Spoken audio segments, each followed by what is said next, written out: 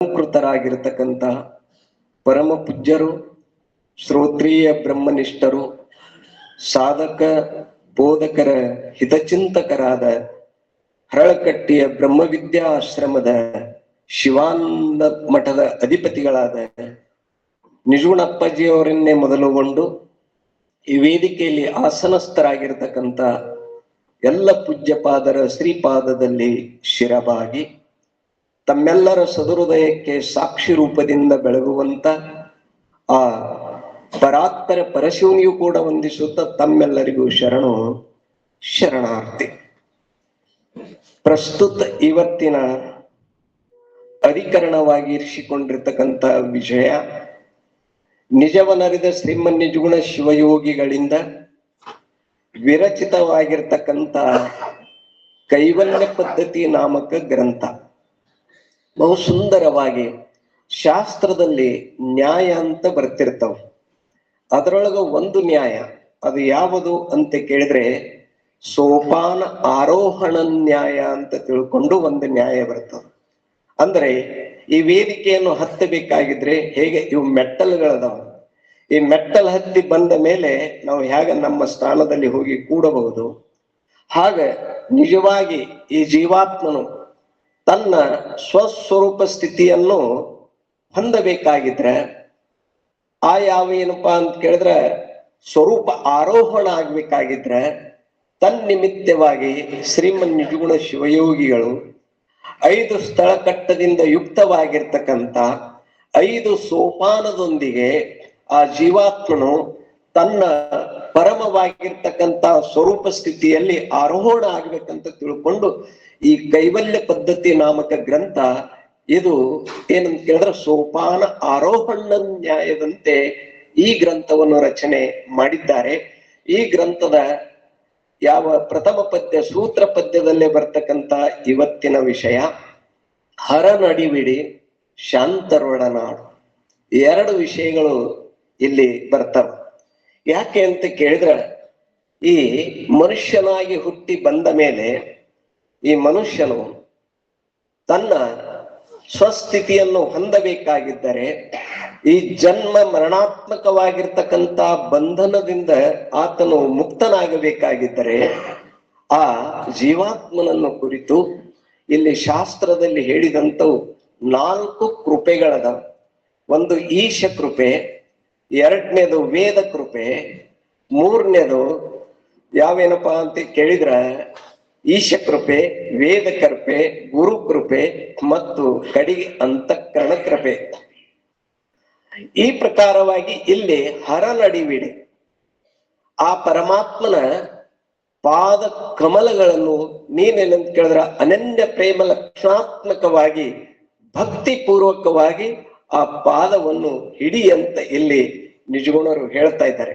ಅಂದ್ರೆ ಇದರ ಅರ್ಥ ಏನು ಅಂತ ಕೇಳಿದರೆ ಆ ಈಶನ ಕೃಪೆಗೆ ನಾವು ಪಾತ್ರರಾಗಬೇಕಾಗಿದ್ರ ಭಕ್ತಿಯಲ್ಲಿ ಅನೇಕ ತರದ ಭಕ್ತಿಗಳದವ, ನವವಿಧ ಭಕ್ತಿಗಳದವ. ಗೀತೆಯ ಪ್ರಕಾರವಾಗಿ ನೋಡಿದ್ರ 4 ಪ್ರಕಾರದ ಭಕ್ತಿಗಳದವ.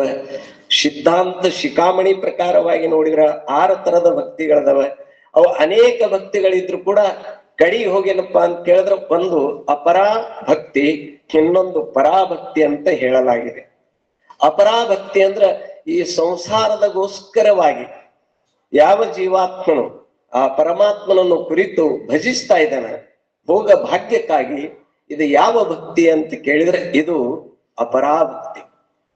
ಇನ್ನು ಪರಾಭಕ್ತಿ ಅಂದ್ರೆ ಕೇವಲ ಆ ಪರಮಾತ್ಮನಗೋಸ್ಕರವಾಗಿ ಮಾಡಲ್ಪಡುವಂತ ಯಾವ ಭಕ್ತಿ ಅದ ಅದಕ್ಕೆ ಏನಂತ ಕರೆದ್ರೆ ಅಂತ ಕೇಳಿದ್ರೆ ಪರಾಭಕ್ತಿ ಅಂತ ಕರೆದ್ರೆ ಅದೇ ನಾವು ಸಹಜವಾಗಿ ಸಕಾಮ ಭಕ್ತಿ, ನಿಷ್ಕಾಮ ಭಕ್ತಿ ಅಂತ ಕರಿತೇವೆ ಅಲ್ಲ. ಈ ಪ್ರಕಾರವಾಗಿ ಆ ಭಗವಂತನ ಕೃಪೆಗೆ ನಾವು ಪಾತ್ರರಾಗಬೇಕಾಗಿದ್ರೆ, ಈಶ ಕೃಪೆಗೆ ಪಾತ್ರರಾಗಬೇಕಾಗಿದ್ರೆ ಆ ಪರಮಾತ್ಮನನ್ನು ಕುರಿತು ನಾವು ಭಜಿಸಬೇಕು. ವಿಚಾರ ದೃಷ್ಟಿಯಿಂದ ನೋಡಿದ್ರ ಶರಣರು ಕೂಡ ಬಹಳ ಸುಂದರವಾಗಿ ಹೇಳಿದ್ದಾರೆ. ಇಳೆ ನಿಮ್ಮ ದಾನ, ಬೆಳೆ ನಿಮ್ಮ ದಾನ, ಸುಳಿದು ಸೂಸುವ ಗಾಳಿ ನಿಮ್ಮ ದಾನ, ನಿಮ್ಮ ದಾನವನ್ನು ಉಂಡು ಅನ್ಯರಿಗೆ ಹೊಗಳುವ ಕುನ್ನಿಗಳಿಗೆ ಏನೆಂಬೆ ರಾಮನಾಥ. ವಿಚಾರ ದೃಷ್ಟಿದಿಂದ ನೋಡಿದ್ರೆ ಇಲ್ಲಿ ನಮ್ದು ಯಾರ್ದು ಏನೂ ಇಲ್ಲವೇ ಇಲ್ಲ. ಎಲ್ಲವೂ ಯಾರ್ದು ಅಂತ ಕೇಳಿದ್ರ ಭಗವಂತನು. ಈಶಾವಾಸ್ಯ ಮಿದಂ ಸರ್ವಂ ಅಂತ ತಿಳ್ಕೊಂಡು ಉಪನಿಷತ್ತಲ್ಲಿನೂ ಕೂಡ ಈ ವಿಚಾರವನ್ನು ಹೇಳಲಾಗಿದೆ. ಇದೆಲ್ಲ ಆ ಭಗವಂತನದ ಮೇಲೆ ಇದು ಎಲ್ಲವೂ ಏನಂದ್ರೆ ಆ ಭಗವಂತನ ಈ ಪದಾರ್ಥಗಳು, ಈ ಭೋಗ ಭಾಗ್ಯಗಳು ಎಲ್ಲವನ್ನು ನಾವು ಉಪಯೋಗಿಸ್ತಾ ಇದ್ದೇವೆ. ಆದ್ರೆ ಆ ಉಪಯೋಗ ಮಾಡಿ ಅವನನ್ನೇ ನಾವು ಮರ್ತಿದ್ದೇವೆ. ಕೆಲವು ಜನ ಅಂತಾರ ದೇವ್ರ ಕೊಡವ್ರಿಗೆ ಎಲ್ಲ ಕೊಟ್ಟು ಮರ್ತಾನಂತಾರ. ಅವ ಯಾರಿಗೆ ಮರ್ತಿಲ್ಲ. ನಾವು ಎಲ್ಲ ಅವನ ಕಡೆಯಿಂದ ಪಡ್ಕೊಂಡು ನಾವು ಅವನನ್ನೇನಪ್ಪಾ ಅಂತ ಕೇಳಿದ್ರೆ ಮರ್ತಿದ್ದೇವೆ. ಅದಕ್ಕೆ ಈ ಮರಿವೆ ಬರಬಾರದು ಅಂತ ತಿಳ್ಕೊಂಡು ಎಲ್ಲ ಮಹಾತ್ಮರು, ಸಂತರು, ಶರಣರು, ಸತ್ಶಾಸ್ತ್ರಗಳು ಎಲ್ಲವೂ ಏನ್ ಹೇಳ್ತಾವ ಅಂತ ಕೇಳಿದ್ರೆ ಆ ಪರಮಾತ್ಮನನ್ನು ಕುರಿತು ಭಜಿಸುವಂತ ತಿಳ್ಕೊಂಡು ಹೇಳ್ತಾ ಇದ್ರೆ. ಅದಕ್ಕೆ ಈ ಭೂಮಿ ಕೊಟ್ಟವ ಭಗವಂತ, ನೀರು ಕೊಟ್ಟವ ಭಗವಂತ, ಗಾಳಿ ಕೊಟ್ಟವ ಭಗವಂತ, ಎಲ್ಲವೂ ಕೊಟ್ಟಂತ ಏನಂತ ಕೇಳಿದ್ರೆ ಆ ಭಗವಂತದನ ಅವನಿಗೆ ಯಾವ ಕಾಲಕ್ಕೂ ನಾವು ಮರೆಯಬಾರದು. ಅದಕ್ಕೆ ಅಂತ ಆ ಪರಮಾತ್ಮನನ್ನು ಹರಿರ ಹರತಿ ಪಾಪಾನಿ ಅಂದಂತೆ ಏನಂತ ಕೇಳಿದ್ರೆ ನಮ್ಮ ಪಾಪಗಳನ್ನು ಹರಣ ಮಾಡತಕ್ಕಂತ ಆ ಹರನ ಅಂತ ಹರನನ್ನು ಕುರಿತೇನಂತ ಕೇಳಿದ್ರೆ ಶ್ರೀಮನ್ ನಿರ್ಗುಣ ಶಿವಯೋಗಿಗಳು ಇಲ್ಲೇನಪ್ಪಾ ಅಂತ ಕೇಳಿದ್ರೆ ಭಜಿಸಲಿಕ್ಕೆ ಹೇಳ್ತಾ ಇದಾರೆ. ಇನ್ನು ಅದರಂತೆ ಆ ಯಾವ ಹರನ ಕೃಪೆ, ಈಶ ಕೃಪೆಗೆ ನಾವು ಪಾತ್ರ ಆದೇವಪ್ಪ ಅಂದ್ರೆ ನಮ್ಮ ಜೀವನದಲ್ಲಿ ಒಬ್ಬ ಮಹಾತ್ಮನ ಭೇಟಿ ಆಗ್ತದೆ, ಒಬ್ಬ ಸಂತನ ಭೇಟಿ ಆಗ್ತದೆ, ಸದ್ಗುರುವಿನ ಭೇಟಿ ಆಗ್ತದೆ. ಅದಕ್ಕೆ ಶಾಂತರೊಡನಾಡು. ಯಾರ ಜೊತೆಗೆ ಏನಪ್ಪಾ ಅಂತ ಕೇಳಿದ್ರೆ ನೀನು ಒಡನಾಟ ಇರ್ಲಿ ಅಂತ ಕೇಳಿದ್ರೆ ಮಹಾತ್ಮರ ಜೊತೆಗೆ ಶಾಂತರು. ಯಾರು ಶಾಂತರಪ್ಪ ಅಂತ ಕೇಳಿದ್ರೆ ಧೀರ ಗಂಭೀರವಾಗಿರತಕ್ಕಂತ ಅಪಾರ ಜಲರಾಶಿದಿಂದ ತುಂಬಿರ್ತಕ್ಕಂತ ಸಮುದ್ರ ಹಂಗ ಒಮ್ಮೊಮ್ಮೇನಪ್ಪಾ ಅಂತ ಕೇಳಿದ್ರೆ ಗಂಭೀರ ಸ್ಥಿತಿಯಲ್ಲಿ ಶಾಂತವಾಗಿರ್ತದಲ್ಲ, ಹಂಗ ತನ್ನನ್ನು ತಾನು ತಿಳಿದಂತ ಮಹಾತ್ಮ, ತನ್ನ ತಾನ ತಿಳಿದ ಮೇಲೆ ಇನ್ನೇನಂತ ಮಹಾತ್ಮರು ಅನುಭವದಿಂದ ಏನಂತ ಕೇಳಿದ್ರೆ ಪದದಲ್ಲಿ ಹಾಡಿದ್ದಾರೆ. ಆ ರೀತಿಯಲ್ಲಿ ಯಾರೇನಂತ ಕೇಳಿದ್ರೆ ತನ್ನನ್ನು ತಾನು ಯಥಾರ್ಥವಾಗಿ ತಿಳಿದರೆ ಅವರಿಗೆ ಏನಂತ ಕರೀತದೆ ಶಾಸ್ತ್ರ ಅಂತ ಕೇಳಿದ್ರೆ ಶಾಂತರು ಅಂತ ಕರೆದ್ರೆ. ಅಂತ ಶಾಂತರಪ್ಪ ಅಂತ ಕೇಳಿದ್ರೆ ಕುರಿತು ನಾವು ಅವ್ರ ಜೊತೆಗೆ ಏನಂತ ಕೇಳಿದ್ರೆ ಒಡನಾಟ ಇಟ್ಟೆವು, ಅಂತ ಸತ್ಸಂಗ ಮಾಡಿ ಆ ಮಹಾತ್ಮರ ಸೇವೆ ನಾವು ಮಾಡಿದೆವಪ್ಪ ಅಂದ್ರೆ ನಮ್ಮ ಜೀವನದಲ್ಲಿ ಕೂಡ ಅಂತ ಶಾಂತಿ ಬರ್ತದೆ. ಎಲ್ಲ ನಾವು ಮಾಡೋದು ಎದಕ್ಕಾಗಿಪ್ಪ ಅಂತ ಕೇಳಿದ್ರೆ ಸುಖ ಶಾಂತಿಗೋಸ್ಕರವಾಗಿ. ಏನೇ ಮಾಡಿದ್ರು ಕೂಡ ಅದು ಶಾಂತಿಗಾಗಿ ಮಾಡ್ಬೇಕಾಗ್ತದೆ. ಅದಕ್ಕೆ ಅಂತ ಶಾಂತಿ ನಮ್ಗ ಪ್ರಾಪ್ತವಾಗ್ಬೇಕಾಗಿದ್ರೆ ಅಂತ ಶಾಂತರ ಜೊತೆಗೆ ನಾವು ಏನ್ ಮಾಡ್ಬೇಕಂತ ಕೇಳಿದ್ರೆ ಒಡನಾಟ ಮಾಡಬೇಕು. ಇರ್ಲಿ ಅನೇಕ ಮಂದಿ ಮಹಾತ್ಮರದ್ರೆ ನಮ್ಮ ನಿಮ್ಮನ್ನು ಕುರಿತು ಉಪದೇಶ ಮಾಡವ್ರದ್ರಂತ ಹೇಳುತ್ತಾ ಈ ವಾಕ್ಪುಷ್ಪ ರೂಪಿ ಸೇವೆಯು ಶ್ರೀಮದ್ ಜಗದ್ಗುರು ಸಿದ್ಧಾರೂಢ ಅಪ್ಪಾಜಿಯವರ, ಆರುಡಿ ಜ್ಯೋತಿ ಅಪ್ಪಾಜಿಯವರ, ಅಭಿನವ ಶಿವಪುತ್ರ ಅಪ್ಪಾಜಿಯವರ ಶ್ರೀಪಾದದಲ್ಲಿ ಸಮರ್ಪಿಸುತ್ತ ಈ ಉಪನ್ಯಾಸಕ್ಕೆ ವಿರಾಮ. ಪೂಜ್ಯರಲ್ಲಿ ಅನಂತ ಪ್ರಣಾಮಗಳು. ಅಲಖನೂರಿನ ಆರೂಢ ಜ್ಯೋತಿ ಶಾಂತಾಶ್ರಮದ ಅಧಿಪತಿಗಳಾಗಿರುವಂತಹ ಪೂಜ್ಯ ಬಸವಾನಂದ ಮಹಾಸ್ವಾಮಿಗಳವರು ಅಧಿಕರಣ ವಿಚಾರಕವಾಗಿ ತಮ್ಮ ಚಿಂತನೆಯನ್ನ ಎಡೆ ಮಾಡಲಿದ್ದಾರೆ.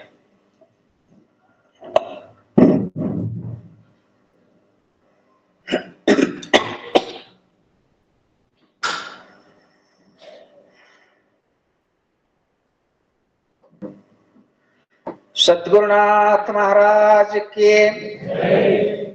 जोर लेन रहे को जोर ಬರ್ತಾ ಇಲ್ಲ.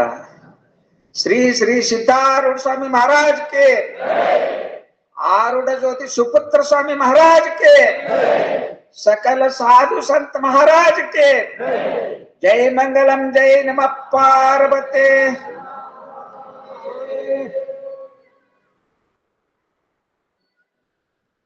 ಶ್ರೀಮದನೇಕ ಭುವನ ಭವನಾರಂಭ ಮೂಲ ಸ್ತಂಭ ರೂಪ ಶಂಭುಲಿಂಗವಾದಿಯಾಗಿ ನಿರಾಭಾರಿ ದೇಶಿಕೋತ್ತಮ ಪರ್ಯಂತ ಮಹಾಗುರು ಪರಂಪರೆಗೆ ಮನೋವಾಕ್ಕಾಯಗಳಿಂದ ಅಭಿವಂದಿಸಿ ಸಿದ್ಧಾಂತ ತತ್ವವನ್ನು ಅತ್ಯಂತ ಬೋಧಿಸಿದ ಸಿದ್ಧ ಶ್ರೀ ಗುರುವೇ ನಿನಗಾರು ಸರಿ ಇಲ್ಲ, ಬದ್ಧನಿಗೆ ಬುದ್ಧಿ ಕೊಡು ನೀನು. ಬದ್ಧ ಜೀವರನ್ನೆಲ್ಲ ಅದ್ವೈತ ಬೋಧದಿಂದ ಶುದ್ಧರನ್ನಾಗಿ ಗೈದ ಶ್ರೀ ಜಡಿಸಿದ್ದ ಸಿದ್ಧಾರೂಢರಿಗೆ ನತನಪ್ಪೆ. ಪ್ರತಸ್ವಾಣಿಯ ಸದ್ಗುರುಗಳನ್ನ ಮನಸ್ಸಿನಲ್ಲಿ ಸ್ಮರಿಸಿಕೊಂಡು ಜಗದಾದಿ ಜಗದ್ಗುರು ಶ್ರೀ ಸಿದ್ಧಾರೂಢರ ಬಸವಾದಿ ಪರಮಸ್ಥರ ದಿವ್ಯ ಚರಣ ಕಮಲಗಳನ್ನ ಹನುಮಂತದಲ್ಲಿ ಧ್ಯಾನಿಸುತ್ತಾ ಆರೂಢ ಜ್ಯೋತಿ ಶಿವಪುತ್ರ ಸ್ವಾಮೀಜಿಯವರ ಚರಣಾರವಿಂದದಲ್ಲಿ ದೀರ್ಘದಂಡ ಪ್ರಣಾಮಗಳನ್ನು ಸಮರ್ಪಣೆ ಮಾಡಿ ಅಭಿನವ ಶಿವಪುತ್ರ ಸ್ವಾಮಿಗಳಲ್ಲಿ ಅನಂತ ನಮಸ್ಕಾರಗಳನ್ನು ಸಮರ್ಪಣೆ ಮಾಡಿ ಅಭಿನವ ಸಿದ್ಧಾರೂಢ ಮಹಾಸ್ವಾಮೀಜಿಯವರ ಚರಣಾರವಿಂದಗಳಲ್ಲಿ ನಮ್ಮ ದೀರ್ಘದಂಡ ಪ್ರಣಾಮಗಳನ್ನು ಸಮರ್ಪಣೆ ಮಾಡಿ ಹಾಗೂ ಹಳಕಟ್ಟಿಯ ಪರಮ ಪೂಜ್ಯರಾದ ಗುರುಗಳಿಗೆ ನನ್ನ ಅನಂತ ನಮಸ್ಕಾರಗಳನ್ನು ಸಮರ್ಪಿಸುತ್ತಾ ವೇದಿಕೆ ಮೇಲೆ ಉಪಸ್ಥಿತರಾಗಿರ್ತಕ್ಕಂಥ ಸಮಸ್ತ ಪರಮ ಪೂಜ್ಯರ ಚರಣಾರವಿಂದಗಳ ನನ್ನ ಅನಂತ ದೀರ್ಘದಂಡ ಪ್ರಣಾಮಗಳನ್ನು ಸಮರ್ಪಣೆ ಮಾಡಿ ಹಾಗೂ ಆತ್ಮೀಯ ಗುರು ಬಂಧುಗಳೇ, ತಾಯಂದಿರೇ, ನಿಮ್ಮೆಲ್ಲರಿಗೂ ಶರಣಾರ್ಥಿಗಳು. ವಿಷಯ ಬಹಳ ಸುಂದರವಾಗಿ ಇಟ್ಕೊಂಡಾರೆ ಗುರುಗಳು. ಮೊದಲನೆಯ ಪ್ರವಚನ ಈ ವರ್ಷದ ಪ್ರಾರಂಭದಲ್ಲಿ, ಇನ್ನು 3 ದಿವಸಗಳಿದಾವೆ. ಏನ್ ಇಟ್ಕೊಂಡಾರೆ? ಹರನಡಿವಿಡಿ ಶಾಂತರೊಡನಾಡು. ಮನುಷ್ಯ ಜನ್ಮಕ್ಕೆ ಹುಟ್ಟಿದ ಮೇಲೆ ಪರಮಾತ್ಮನನ್ನ ಪ್ರಾಪ್ತಿ ಮಾಡ್ಕೊಳ್ಬೇಕಾಗ್ತದ. ಪರಮಾತ್ಮನನ್ನ ಪ್ರಾಪ್ತಿ ಮಾಡಿಕೊಳ್ಳೋದಕ್ಕೋಸ್ಕರವಾಗಿನ ಪರಮಾತ್ಮ ಶರೀರ ಕೊಟ್ಟಾನ. ಮತ್ ನಾವು ಪ್ರಾಪ್ತಿ ಮಾಡ್ಕೊಳ್ಳಿಲ್ಲ ಅಂತಂದ್ರ ನಿರರ್ಥಕವಾಗಿ ಹೋಗ್ತದ ಮನುಷ್ಯ ಜನ್ಮ. ಅದಕ್ಕಾಗಿ ಏನ್ ಮಾಡ್ಬೇಕು ಅಂತ ಹೇಳಿ ಅಂತಂದ್ರೆ ಹೇಳಿ, ಹರನಡಿವಿಡಿ ಶಾಂತರೊಡನಾಡು. ಮೊದಲು ಏನ್ ಮಾಡ್ಬೇಕು? ಪರಮಾತ್ಮನ ಸಾಕ್ಷಾತ್ಕಾರ ಮಾಡ್ಕೋಬೇಕು. ನಾವು ಆತ್ಮ ಸಾಕ್ಷಾತ್ಕಾರ ಆಗ್ಬೇಕು. ಅದಕ್ಕೆ ಮೊದಲನೇ ಸಾಧನೆ ಯಾವುದು? ಹರಿಪ್ರಾಪ್ತಿ ಚ ಉಪಾಯ ಧರಾವೆ ಸಂತಾಚಪಾಯ. ಭಗವಂತ ನಿಮಗೆ ಪ್ರಾಪ್ತಿ ಆಗ್ಬೇಕಾಗಿತ್ತು ಅಂತಂದ್ರ ಧರಾವೆ ಸಂತಾಚಪಾಯ. ಮಹಾತ್ಮರ ಪಾದ ಹಿಡಿರಿ, ಗುರುಗಳ ಪಾದ ಹಿಡಿರಿ. ಭಗವಂತನ ದರ್ಶನ ಆಗ್ತದ. ಎಲ್ಲಿವರೆಗೆ ನೀವು ಗುರುಗಳ ಪಾದ ಹಿಡಿಯೋದಿಲ್ಲವೋ ಅಲ್ಲಿವರೆಗೆ ನಿಮಗೆ ದೇವ ದರ್ಶನನೇ ಆಗೋದಿಲ್ಲ. ಕಂಡದನ್ನು ಕಂಡು ಗುರುಪಾದವ ಹಿಡಿದಲ್ಲಿ ಕಾಣದು ಕಾಣಬಹುದು ಬೇಶ್ವರ. ಕಣ್ಣಿಗೆ ಕಾಣುವ ದೇವರು ಗುರುನಾಥ. ಕಾಣದೇ ಇರ್ತಕ್ಕಂಥ ಪರಮಾತ್ಮ ತತ್ವವನ್ನು ಸಾಕ್ಷಾತ್ ಮಾಡಿಕೊಡುವ ಸಾಮರ್ಥ್ಯ ಆ ಗುರುನಾಥನಲ್ಲಿ. ಆದ್ದರಿಂದ ಪ್ರಥಮ ಸಾಧನ ಮಹತ್ ಸಂಗ್ರಹ. ಬಸವಣ್ಣವರು ಹೇಳಿದರು, ಮಡಿಕೆಯ ಮಾಡುವರೆ ಮಣ್ಣೆ ಮೊದಲು, ತೊಡಗೆಯ ಮಾಡುವರೆ ಒಣ್ಣೆ ಮೊದಲು, ಶಿವಪಥನರಿವಡೆ ಗುರುಪಥವೇ ಮೊದಲು, ಕೂಡಲ ಸಂಗಮ ದೇವನ ಅರಿವಡೆ ಶರಣರ ಸಂಘವೇ ಮೊದಲು. ಪರಮಾತ್ಮ ನಮಗೆ ಪ್ರಾಪ್ತಿ ಆಗ್ಬೇಕಾಗಿತ್ತು ಅಂತಂದ್ರ ಮೊದಲನೇ ಕೆಲಸ ಯಾವುದು? ಸಂತರ ಸಂಘ, ಗುರುಗಳ ಸಂಘ. ಹಾಗಾದ್ರೆ ಅಂತ ಗುರುಗಳು ಸಿಗಬೇಕಲ್ಲ ನಮಗ. ಮನುಷ್ಯ ಜನ್ಮ ಸಿಗುವುದೇ ದುರ್ಲಭ. ಅದರೊಳಗೆ ಮೋಕ್ಷವನ್ನು ಪಡಿಬೇಕನ್ನತಕ್ಕಂತ ಇಚ್ಛಾ ಬರುವುದೇ ಇನ್ನು ದುರ್ಲಭ. ಆದಿದ್ರು ಅಂತ ಗುರುಗಳು ಸಿಗುವುದು ಇನ್ನು ದುರ್ಲಭ. ಗುರವೋ ಭಾವ ಸಂತಿ ಶಿಷ್ಯ ವಿತ್ತಾಪಹಾರಕ, ಗುರವೋ ವಿರಲ ಸಂತೆ ಶಿಷ್ಯ ಚಿತ್ತಾಪಹಾರಕ. ಬಹಳ ಜನ ಗುರುಗಳು, ವೇಷಧಾರಿಗಳು ಗುರುಗಳು ಬಹಳ ಜನ ಅದಾರಂತ. ಭವರೋಗವನ್ನ ಕಳಿತಕ್ಕಂತ ಗುರುನಾಥ ಎಲ್ಲಿ ಒಬ್ಬರೇ. ಒಬ್ಬ ಭಕ್ತ ಇದ್ದ, ಒಂದು ದೃಷ್ಟಾಂತ ಹೇಳಿ ಮುಗಿಸ್ತೀನಿ. ಒಬ್ಬ ಭಕ್ತ ಪ್ರತಿ ವರ್ಷ ಒಬ್ಬ ಗುರುಗಳ ಮನೆಗೆ ಕರೆಸಿ ಪಾದ ಪೂಜೆ ಮಾಡ್ತಿದ್ದ. 1100 ರೂಪಾಯಿ ಕಾಣಿಕೆ ಇಡ್ತಿದ್ದ. 1 ಚೀಲ ಜೋಳ, 1 ಚೀಲ ಗೋಧಿ, 1 ಚೀಲ ಅಕ್ಕಿ, 1 ಪೆಂಟಿ ಬೆಲ್ಲ ವರ್ಷ ಇಟ್ಟು ಕೊಡ್ತಿದ್ದ. ಮುಂದ ಏನೋ ಒಂದು ತೊಂದರೆ ಬಂದ 10 ವರ್ಷ ಕರೆದು ಬಿಟ್ಟ ಗುರುಗಳ ಮನೆಗೆ. 10 ವರ್ಷ ನಾ ಕರೆಸಿದ, ಗುರುಗಳ ಪಾದ ಪೂಜೆ ಮಾಡಿದ, ಎಡಿ ನೀಡಿದ ಊಟಕ್ಕ. ಇನ್ನೇನ ದೀರ್ಘದಂಡ ನಮಸ್ಕಾರ ಹಾಕ್ಬೇಕು, ಸ್ವಲ್ಪ ತಡಿಪ ಅಂದ್ರ. ಯಾಕ್ರಿ ಗುರುಗಳ? ಏನಿಲ್ಲ, ನೀ ವರ್ಷ ನನಗೆ ಏನೇನು ಕೊಡ್ತಿದ್ದೀಪ? ಏನ್ ಗುರುಗಳ? 1100 ರೂಪಾಯಿ, 1 ಚೀಲ ಗೋಧಿ, 1 ಚೀಲ ಅಕ್ಕಿ, 1 ಚೀಲ ಜೋಳ, 1 ಪೆಂಟಿ ಬೆಲ್ಲ ಕೊಡ್ತಿದ್ದೆ ಗುರುಗಳೇ. ಮತ್ ನೀನ್ ಬಿಟ್ಟು ಎಷ್ಟು ವರ್ಷ ಆಯ್ತಪ್ಪ? 10 ವರ್ಷ ಆಯ್ತು ಗುರುಗಳೇ. 10 ವರ್ಷ ಏನ್ ಬಿಟ್ಟದಲ್ಲ ಅದೆಲ್ಲ ಬಾಕಿ ಎಲ್ಲ ಒಂದೇ ಸಲ ನಿನಗೆ ತಂದು ಕೊಟ್ಟೆ ಅಂದ್ರೆ ನಾವು ಪ್ರಸಾದ ಮಾಡ್ತೀವಲ್ಲ ಅಂದ್ರೆ ಎತ್ತು ಹೋಗ್ತೀವಲ್ಲ. ಭಕ್ತ ಏನ್ ಮಾಡ್ಬೇಕ? ಬಡತನದ ಬಳವೇದಿ ಏನ್ಪಾ ಬಳಲ್ತಾ ಇದ್ದಾನೆ. ಅವಾಗ ಅವನ್ ಭಕ್ತ ಬಹಳ ನಂದ. ಶಶಿ ಇದ್ದಳು ಅಲ್ಲೇ, ನೋಡಿದ್ರು. ಮಾವಾರ ಆ ಸ್ವಾಮಿಗಳು ಉಣಿಸ್ತಾನೆ, ಬರ್ರಿ ನೀವು ಈ ಕಡೆ ಬರ್ರಿ ಅಂದಳು. ಗುರುಗಳ ಊಟ ಮಾಡ್ರಿ, ನೀವು ಪ್ರಸಾದ ಮಾಡ್ರಿ. 10 ವರ್ಷದೆಲ್ಲ ಒಮ್ಮೆ ತಂದು ಕೊಡ್ಬೇಕು. ಕೊಡ್ತೀವಿ, ಅದೇನು ಬಹಳ ಮಾತವಲ್ಲ. ನನ್ನ ತವ್ರ ಮನೆ ಅವ್ರು ಸಾವುಕಾರದಾರ, ಈಗ ಪೋಣ ಲಾರಿ ಗಟ್ಲೆ ತಂದು ಹೋಗ್ತಾರೋ. ಇಲ್ಲ, ಸದ್ಯ ಇಟ್ರನ ಮುಂದೆ ತಂದು ಇಟ್ರನ ಪ್ರಸಾದ ಮಾಡ್ತೀವಿ, ಇಲ್ಲ ಅಂದ್ರ ಇಲ್ಲ. ಹೌದ್ರಿ ಗುರುಗಳ? ಗುರುಗಳ ನಿಮ್ಗೆ 10 ವರ್ಷ ಎಲ್ಲ ಒಮ್ಮೆ ಕೊಡ್ತೀವ್ರಿ, ಆದ್ರ ನಂದೊಂದು ಕರಾರ ಐತಂದಳಕ್ಕೆ ನನ್ನ ಮಗಳ. ಏನ್ ಕರಾರವ ನಿಂದು?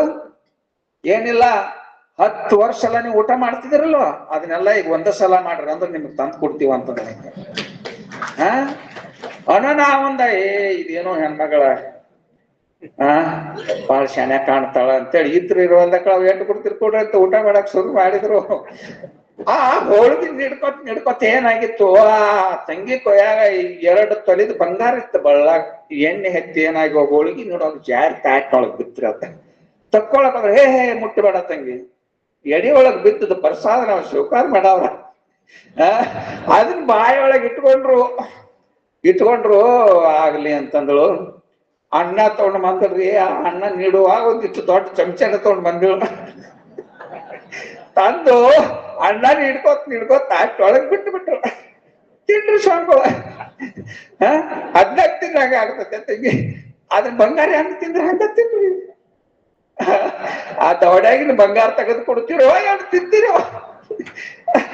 ಒಂದು ಸ್ವಾಮಿಗಳು ಇದೇನ ಇನ್ನೊಂದಿಟ್ಟು ಮಿತ್ತಂದ್ರೆ ಏನಾಗ್ತತೆ ಗೊತ್ತಿಲ್ಲ, ನಿಮ್ಮದು ಕಾಣಿಕೆನು ಬೇಡ ಏನು ಬೇಡ ಅಂತೇಳಿ ಹೋಗ್ಬಿಟ್ರೆ ಬಂಗಾರ. ಇಂಥ ಗುರುಗಳ ಬಹಳ ಜನ ಅದಾರೆ. ಅದಕ್ಕ ನಿಜಗುಂಡ್ರಂದ್ರು ಕರುಣ ರಸದ ಕೋಡಿವರಿವ ಕಟಾಕ್ಷದ ಪರತತ್ವ ವರಪು ಅಲಾಪದ ವರಪುಣ್ಯಮಯ ಶರೀರದ ನಿರಾಭಾರಿ ಸದ್ಗುರು ಇರಲಿ ಎನ್ನ ಮಾನಸದಲ್ಲಿ ಅಂತ ನೋಡ್ರಿ. ಅಂತ ಕರುಣಾಳವಾಗಿರ್ತಕ್ಕಂಥ ಸದ್ಗುರುನಾಥ್ ಎಲ್ಲಿರ್ಬೇಕು? ಮನುಷ್ಯನೊಳಗ. ಎಲ್ಲಿ ಗುಡಿಯಾಗಿರ್ಲಿ ಅಲ್ಲಿರ್ಲಿ ಅಲ್ಲಿರ್ಲಿ ಮನಸ್ಸ ಬಹಳ ಸಮರ್ಥತೆ, ಮನುಷ್ಯನೊಳಗ ಪರಿವರ್ತನೆ ಐತಿ. ಈ ಶಾಸ್ತ್ರ ಮತ್ತೆ ಗುರು ಈ ಸಂಸ್ಕಾರ ಎದಕ್ಕದಾವ? ಹೊರಗಡೆ ಜಡವಾದ ದೇಹಕ್ಕಲ್ಲ, ಮನುಷ್ಯಗೆ ಬೋಧನೆ ಮಾಡ್ತಾವ. ಶಾಸ್ತ್ರ ಕೇಳಿ ನಾವು ಮನುಷ್ಯನೊಳಗೆ ಪರಿವರ್ತನೆ ಆಗ್ಬೇಕು ಹೊರತಾಗಿ ಹೊರಗೆ ಏನು ಪರಿವರ್ತನೆ ಪ್ರಯೋಜನ ಇಲ್ಲ. ಶಾಸ್ತ್ರ ಉಪದೇಶ ಕೇಳಿ ನಾವು ಮನಃಪರಿವರ್ತನೆ ಆಗ್ಬೇಕು. ಅಂದ್ರನ ಮನಸ್ಸು ಪರಿವರ್ತನೆ ಆದ್ರೆ ಮನುಷ್ಯ ಪರಿವರ್ತನೆ. ಒಬ್ಬ ಹಿಂಗ ಸಂಸಾರ ಬ್ಯಾಸರಾಗಿ ಬಂದು ಗುರುಗಳು ಹತ್ತಾರ ಮಟ್ಟ ಗುರುಗಳು ಕ್ಯಾವಿ ಬಟ್ಟಿ ಕೊಡ್ರಿ ಅಂತಂದ. ಕ್ಯಾವಿ ಬಟ್ಟಿ ಹಾಕು ಅಂತ ಕೇಳಿದ್ರೆ ನಾನು ಸನ್ಯಾಸಕಾಮನ್ರಿ. ಸನ್ಯಾಸಕಾಮದಿ ಒಬ್ಬ ಹೆಣ್ಣು ಮಗಳಿಗೆ ಹೆಣ್ಣು ಹುಡುಗಿಗೆ ಗಂಡು ಡ್ರೆಸ್ ಉಡಿಸಿದ್ರ ಅದೆಂದ್ರೆ ಗಂಡ ಆಗ್ತತೇನೋ ಅಂತ ಕೇಳಿದ್ರ ಅವ್ರ. ಡ್ರೆಸ್ ಉಡಿಸಿದ್ರ ಹುಡುಗಿ ಎಂತೂ ಗಂಡ ಆಗೋದಿಲ್ಲ, ಬರೇ ಶರೀರಕ್ಕೆ ಕ್ಯಾವಿ ಬಟ್ಟೆ ಹಾಕಿದ್ರೆ ಸನ್ಯಾಸಿ ಆಗೋದಿಲ್ಲ.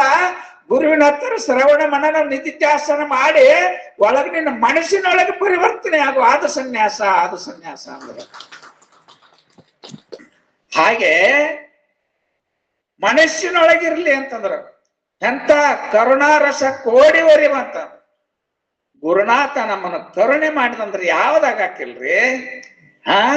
ಗುರು ಕರುಣಿಸಲು ಸಂಸಾರ ವಿಷಯ ಕೆಟ್ಟಿತ್ತು, ಮಾಯಾ ಪ್ರಪಂಚ ಬಿಟ್ಟಿತ್ತು, ಹುಟ್ಟರತ ಹೋಯಿತ್ತು, ನೆಟ್ಟನೆ ಗುರುಪಾದವು ಮುಟ್ಟಿ ಭವಗೆಟ್ಟೆನು ರಾಮನಾಥ ಅಂತ ಹೇಳ್ತಾರೆ. ಗುರುವಿನ ಕರುಣೆಯಲ್ಲಿ ಅದ್ಭುತವಾಗಿರ್ತಕ್ಕಂಥ ಶಕ್ತಿ ಐತಿ ಪುಣ್ಯಾತ್ಮರೇ. ಎಲ್ಲಿ ಕಾಡಿನೊಳಗೆ ಸಂಚಾರ ಮಾಡುವಾಗ ಸಿದ್ಧಾರೂಢರ ಹುಲಿಗೆ ಕರುಣೆಯಿಂದ ಆಶೀರ್ವಾದ ಮಾಡಿದ್ರೆ ಜಗದ್ಗುರು ಗುರುನಾಥರೂಢರಾಗಿ ಹುಟ್ಟಿದ್ರು. ಗುರುನಾಥರೂಢರು ಎಂಥ ಕರುಣೆ, ಎಂಥ ಕರುಣೆ. ಹಾಗೆ ಸಿದ್ಧಾರೂಢರು ಅಭ್ಯಾಸ ಮಾಡುವ ಗಜದಂಡ ಶಿವಗಳ ಮಠದೊಳಗೆ ಸುಬ್ಬಯ್ಯ ಶಾಸ್ತ್ರಿ ಅಂತೇಳಿ ಅವನ ವಿದ್ಯಾಹಂಕಾರದಿಂದ ಎಲ್ಲರನ್ನೂ ಸೋಲಿಸ್ಕೊತ ಬಂದಿದ್ದ. ಗಜದಂಡ ಶಿವಗಳನ್ನು ಸೋಲಿಸ್ಬೇಕಂತ ಬಂದಿದ್ದ. ಆ ಸಂದರ್ಭದೊಳಗೆ ಬಾಲಕ ಸಿದ್ಧಾರೂಢ ಇವರ ಏನಪ್ಪಾ ಅಂತಂದ್ರೆ ಸುಬ್ಬಯ್ಯ ಶಾಸ್ತ್ರಿಯನ್ನು ಸೋಲಿಸಿದ. ಅವಾಗ ಸುಬ್ಬಯ್ಯ ಶಾಸ್ತ್ರಿ ತಿಳ್ಕೊಂಡ, ನನ್ನ ಯಾರು ಸೋಲಿಸಲಿಲ್ಲ, ಈ ಹುಡುಗ ಸೋಲಿಸ್ಯಾನಂದ್ರೆ ಇವನು ಸಾಮಾನ್ಯನಲ್ಲ, ಇವನು ಅವತಾರಿ ಪುರುಷ ಇರಬೇಕು. ಅದ ಚಿಂತೆ ಒಳಗೆ ಇದ್ದ. ಅಂತ್ಯ ಕಾಲದಲ್ಲಿ ಸಿದ್ಧಾರೂಢರ ಹತ್ರ ಬಂದ, ನನ್ನ ನಿರಹಂಕಾರ ಆಗಿತ್ತು, ಅಹಂಕಾರ ನಂದ ಹೋಗಿಬಿಟ್ಟತಿ, ನನ್ನ ನಿನ್ನ ಪಾದೊಳಗೆ ಐಕ್ಯ ಮಾಡ್ಕೊ ಅಂದಾಗ, ನಾನು ಸನ್ನಿಧಾನದಲ್ಲೇ ಹುಟ್ಟಿ ಬರ್ತೀನಿ ಅಂತ ಆಶೀರ್ವಾದ ಮಾಡಿದಾಗ ಮುಂದೆ ಆರೂಢ ಜ್ಯೋತಿ ಸುಪುತ್ರ ಸ್ವಾಮಿಗಳಾಗಿ ಹುಟ್ಟಿ ಬಂದ್ರು ಅಂದ್ರೆ ಎಂತ ಕರುಣೆ. ಆದ್ದರಿಂದ ನಾವು ಪರಮಾತ್ಮನ ಪ್ರಾಪ್ತಿ ಮಾಡ್ಕೋಬೇಕಾದ್ರೆ ಶರಣರ ಸಂಘ ಮಾಡ್ರಿ, ಗುರುಗಳ ಸಂಘ ಮಾಡ್ರಿ. ಅವ್ರ ಸಂಘ ಮಾಡಿದ್ರಂದ್ರೆ ಸಾಕು, ಮತ್ತೇನೂ ಮಾಡೋದು ಬೇಕಾಗಿಲ್ಲ. ನೀವು ಆ ಪರಮ ಮುಕ್ತಿ ಶಾಂತಿ ಅಂತಕ್ಕಂಥ ಹೊಂದುತ್ತೀರಿ ಅಂತಕ್ಕಂಥ ಮಾತನ್ನು ಹೇಳಿ ನಾನು ಮಾತು ಮುಗಿಸ್ತಾ ಇದ್ದೇನೆ. ಹೇಳಿ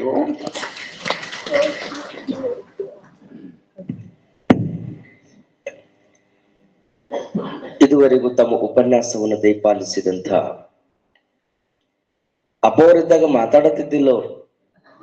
ಈ ನಮ್ಮ ಬಸವಜ್ಜವ್ರ ಮಾತು ಕೇಳ್ಬಿಟ್ರೆ ಗುರು ಕರುಣ ಅನ್ನೋದು ಹೆಂಗಿರ್ತದ. ಅವ್ರೇನ್ ಬಹಳ ಓದಿದವ್ರಲ್ಲ ಏನಲ್ಲ, ದೊಡ್ಡಪ್ಪವ್ರ ಮೂರ್ತಿ ಸೇವಾ ಮಾಡ್ಕೋತ ಇದ್ದವ್ರು ಸುಂದರವಾದ ಮಠ ಕಟ್ಟ್ಯಾರ. ಅಷ್ಟೇ ಸುಂದರವಾಗಿ ಮಾತಾಡಲು ಕಲ್ತಾರಂದ್ರೆ ಅದು ದೊಡ್ಡಪ್ಪವರ ದಿವ್ಯವಾಗಿರುವಂತಹ ಆಶೀರ್ವಾದ. ಅಂತ ಪೂಜ್ಯರಲ್ಲಿ ಪ್ರಣಾಮಗಳು. ಇದೀಗ ಮುಚ್ಚಳಂಬ ಸುಕ್ಷೇತ್ರದ ನಾಗಭೂಷಣ ಶಿವಯೋಗಿಯ ಸಂಸ್ಥಾನ ಮಠದ ಪರಮ ಪೂಜ್ಯ ಪ್ರಣವಾನಂದಪ್ಪಗಳವರಿಂದ ಸುದೀರ್ಘವಾದ ಉಪದೇಶ. ಅನಂತ ಸಂಸಾರ ಸಮುದ್ರ ತಾರಾ ನೌಕಾಯಿತಾಭ್ಯಾಂ ಗುರು ಭಕ್ತಿದಾಭ್ಯಾಂ ವೈರಾಗ್ಯ ಸಾಮ್ರಾಜ್ಯದ ಪೂಜನಾಭ್ಯಾಂ ನಮೋ ನಮಃ ಶ್ರೀ ಗುರುಪಾದುಕಾಭ್ಯಾಂ ನಮೋ ನಮಃ ಶ್ರೀ ಗುರುಪಾದುಕಾಭ್ಯಾಂ.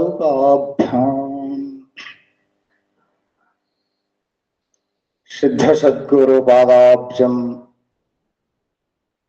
ಜನನೀ ಜನಕವು ತಥಾ ತತ್ವೋಪದೇಶಕರ್ತಾರಂ ನತ್ವಾ ಭಕ್ತಿ ಪುರಸ್ಸರಂ. ಶತಾವಕಾಲ ಸ್ಮರಣೀಯರಾದಂತ ಪರಶಿವನ ಪರಾವತಾರಿ ನಿಗಮಾಗಮ ಸಮನ್ವಯ ಶ್ರೋತ್ರಿ ಮಹಾಮಹಿಮಾ ಪುರುಷ ಜಗದ್ಗುರು ಸಿದ್ಧಾರೂಢ ಮಹಾಸ್ವಾಮೀಜಿ ಅವರ ಶ್ರೀ ಚರಣಗಳಲ್ಲಿ ನಮಸ್ಕರಿಸಿ, ನೋಟ ಮಾತ್ರದಿಂದ ಜಗವನ್ನು ಉದ್ಧರಿಸಿದಂತ ಶುಕಾವತಾರಿ ಗುರುನಾಥಾರೂಢ ಮಹಾಸ್ವಾಮೀಜಿ ಅವರ ಶ್ರೀ ಚರಣಗಳಲ್ಲಿ ನಮೋ ನಮೋ ಎನ್ನುತ್ತಾ ಅದಾರ ಮಹಾಪುರುಷನ ಪುಣ್ಯ ಸ್ಮರಣೋತ್ಸವದ ನೆಪದಲ್ಲಿ ಈ ವೇದಾಂತ ಶಿಬಿರ ಜರುಗ್ತಾ ಇದೆಯೋ, ಮಹಾಪುರುಷರಾದಂತ ಆರೂಢ ಜ್ಯೋತಿ ಬ್ರಹ್ಮಲೀನ ಶಿವಪುತ್ರಪ್ಪಗಳ ಶ್ರೀಚರಣಗಳಲ್ಲಿ ವಂದಿಸಿ, ಅಶ್ಮತ್ ಗುರುಗಳಾದಂತ ಅಭಿನವ ಅಪ್ಪಗಳ ಶ್ರೀಚರಣಗಳಲ್ಲಿ ನಮಸ್ಕರಿಸಿ, ಶ್ರೀಮಠದ ಪೂಜ್ಯರು, ಆತ್ಮೀಯರು, ಅಪರೂಪದ ವಾಗ್ಮಿಗಳು, ಮಾತೃ ಹೃದಯಗಳಾದಂತ ಅಭಿನವ ಸಿದ್ಧಾರೂಢಪ್ಪಗಳ ಶ್ರೀಚರಣಗಳಲ್ಲಿ ನಮಸ್ಕರಿಸಿ, ಇವತ್ತಿನ ಸಮಾರಂಭದ ಪಾವನ ಸಾನ್ನಿಧ್ಯವನ್ನು ವಹಿಸಿದಂತ ನಮಗೆಲ್ಲ ಹಿರಿಯರು, ಆರೂಢ ಜ್ಯೋತಿ ಶಿವಪುತ್ರಪ್ಪಗಳ ಸೇವೆಯನ್ನ ತನು ಮುಟ್ಟಿ ಮನ ಮುಟ್ಟಿ ಮಾಡಿದಂತ ಪೂಜ್ಯ ಶ್ರೀ ನಿಜಗುಣಪ್ಪಗಳ ಶ್ರೀ ಚರಣಗಳಲ್ಲಿ ನಮಸ್ಕರಿಸಿ, ಇವತ್ತಿನ ಈ ನಮ್ಮ ಸಭೆಗೆ ಆಗಮಿಸಿದಂತ ಹಾವೇರಿಯ ಹುಕ್ಕೇರಿ ಮಠದ ಶ್ರೀಮನ್ ನಿರಂಜನ ಪ್ರಣವ ಸ್ವರೂಪಿ ಸದಾಶಿವ ಮಹಾಸ್ವಾಮೀಜಿಯವರ ಶ್ರೀ ಚರಣಗಳಲ್ಲಿ ನಮಸ್ಕರಿಸಿ, ಪೂಜ್ಯರಾದಂತ ಶಾಸ್ತ್ರಕೋವಿದರಾದಂತ ತಿಮ್ಮಾಪುರದ ಬಸವರಾಜಪ್ಪಗಳ ಶ್ರೀ ಚರಣಗಳಲ್ಲಿ ನಮಿಸಿ, ಅವರಿವರೆನ್ನದೇ ಜ್ಞಾನವೇದಿಕೆಯ ಮೇಲೆ ಆಸನಾಸೀನರಾದಂತ ಸಮಸ್ತ ಸಂಪೂಜ್ಯರ ಶ್ರೀ ಚರಣಗಳಲ್ಲಿ ನಮಸ್ಕರಿಸಿ ತಮ್ಮೆಲ್ಲರಿಗೂ ಶರಣಾರ್ಥಿಗಳು. ಶ್ರೀಮನ್ನ ಜೀವನ ಶಿವಗಳಿಂದ ವಿರಚಿತವಾದಂತ ಕೈವಲ್ಯ ಪದ್ಧತಿ ಗ್ರಂಥದ ಶಿವಕಾರುಣ್ಯ ಸ್ಥಳದ ಮೊದಲನೇ ಪದ ಅದು ಶೂದ್ರ ಪದ. ಶ್ರೀ ಗುರು ವಚನೋಪದೇಶವನ್ನು ಆಲಿಸಿದಾಗಲಹುದು ನರರಿಗೆ ಮುಕುತಿ. ಇದು ಶೂದ್ರ ಪದ. ಇಡೀ ಗ್ರಂಥದ ತುಂಬ ಯಾವ ವಿಚಾರವನ್ನ ಹೇಳಿಕೊಂಡಿದ್ದಾರೋ ಎಲ್ಲ ವಿಚಾರವನ್ನ ಈ ಒಂದು ಪದ್ಯದ ಹೇಳ್ತಾರೆ. ಸಂಕ್ಷೇಪಿಸಿ, ಸೂತ್ರಿಸಿ, ಒಂದೊಂದು ನುಡಿಯಿಂದ ಒಂದೊಂದು ಸ್ಥಳದ ಅರ್ಥವನ್ನ ಹೇಳ್ತಾ ಇದ್ದಾರೆ.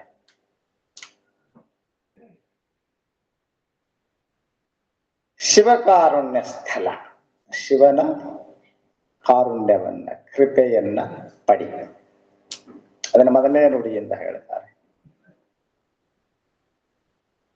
ಕರುಣವಿರಲಿ ಜೀವರುಳು ನೀತಿ ವಿಧನಾರು, ಈ ಮೊದಲನೇ ನುಡಿಯಿಂದ ಶಿವಕಾರುಣ್ಯ ಸ್ಥಳದ ಅಭಿಪ್ರಾಯವನ್ನ ಮನ್ಯ ನಿಂದಿಸಿ ನುಡಿಯದಿರಾರನು ಅನ್ನತಕ್ಕಂತ ಎರಡನೇ ನುಡಿಯಿಂದ ಜೀವ ಸಂಬೋಧನ ಸ್ಥಳದ ಅಭಿಪ್ರಾಯವನ್ನ ಹೇಳ್ತಾರೆ. ಹೀಗೆ ಒಂದೊಂದು ನುಡಿಯಿಂದ ಒಂದೊಂದು ಸ್ಥಳದ ಅಭಿಪ್ರಾಯವನ್ನ, ಒಂದೊಂದು ನುಡಿಯಿಂದ ಒಂದೊಂದು ಸ್ಥಳದ ಅಭಿಪ್ರಾಯವನ್ನ ಒಂದೊಂದು ನುಡಿಯಿಂದ ಹೇಳ್ತಾರೆ.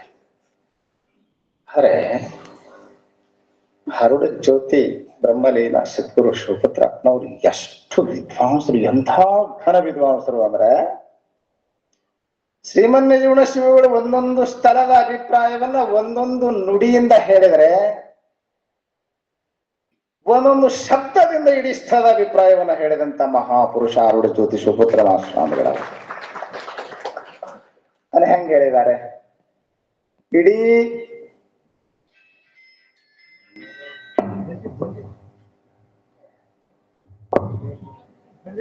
ಕೈವಲ್ಯ ಪದ್ಧತಿ ಗ್ರಂಥ ನಿಮ್ ತಲೆ ಮ್ಯಾಗ ಹೊರಸಿ ಕಳಿಸ್ಬೇಕಂತ ಮಾಡಿನ.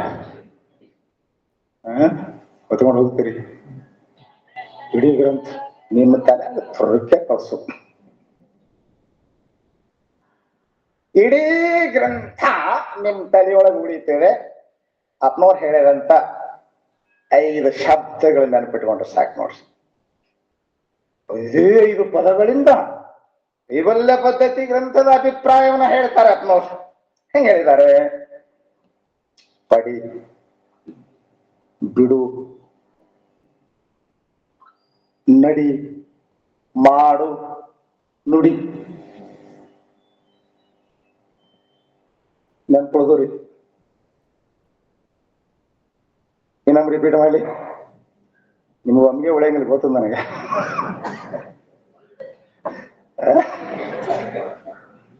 ಭಾರಿ ಭಾರಿ ತಲಿ ಅದಾವ. ಅವ್ ತಲಿ ಇಲ್ಲಿದ್ರು ಚಲೋನಾ? ಇಲ್ಲಿರೋದು ಬಹಳ ಅಪರೂಪ. Body is present, mind is, ನೀವೇ ಹೇಳ್ಕೊಂತೀರಿ, ನಾ ನಂಗಿಲ್ಲಪ್ಪ ಮುಂದೆ.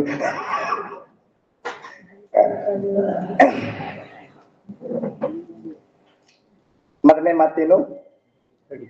ಪಡಿ. ಶಕ್ತಿಯ ಪ್ರಯೋಜನ ಪಡಿ ಅಂದ್ರೆ ದೊಡ್ಡ ಭಾಗ್ಯ ಇವ ನಿಮಗಂತೂ. 10 ಮಂದಿ ಹೆಣ್ಮಕ್ಳು ಹೋಗ್ಯಾರಂತ ಆ ಊರ ಹೇಳಂಗಿಲ್ಲ. 8 ದಿವಸ ಆಯ್ತು ನಾ ಬಂದಿಲ್ಲ ಅಂತ. ಆದವ್ರ ಆ ಕಡೆ ಆ ಆಧಾರ್ ಕಾರ್ಡ್ ತಗೊಂಡ್ ಹೋಗ್ಯಾರಂತ. ಆ, ಪಡಿ ಏನು ಪಡಿ, ಏನ್ ಪಡಿಬೇಕು? ಶಿವನ ಕರುಣೆಯನ್ನ ಪಡಿ, ಶಿವನ ಕೃಪೆಯನ್ನ ಪಡಿ, ಭಗವಂತನ ಕೃಪೆಯನ್ನ ಪಡಿ, ಬದುಕು ಸಾರ್ಥಕವಾಗುತ್ತದೆ. ಬದುಕಿನಲ್ಲಿ ಏನು ಪಡೆದ್ರು ಜೀವನದ ಸಾರ್ಥಕತೆ ಇಲ್ಲ. ನೆನ್ಪಿಟ್ಟುಕೊಂಡು ನೀವು ಬೇಕಾದಷ್ಟು ಕೀರ್ತಿಯನ್ನ ಪಡಿ, ಬೇಕಾದಷ್ಟು ವೈಭವವನ್ನ ಪಡಿ, ಅಧಿಕಾರ ಅಂತಸ್ತು ಏನೆಲ್ಲವನ್ನ ಪಡಿ, ಎಲ್ಲವೂ ನಿರರ್ಥಕ ಇದೆ.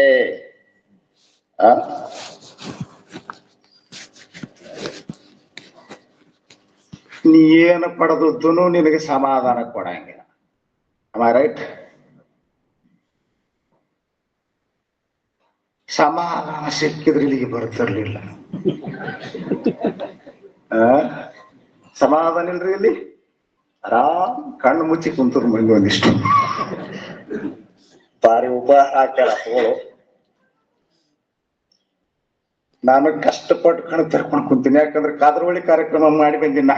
ಅದು ನಿಮ್ಗೆ ಗೊತ್ತಾಗುತ್ತಲ್ಲ, ಬಹಳ ಮಂದಿಗೆ ಬಹಳತನ ಕಾರ್ಯಕ್ರಮ ಅದು.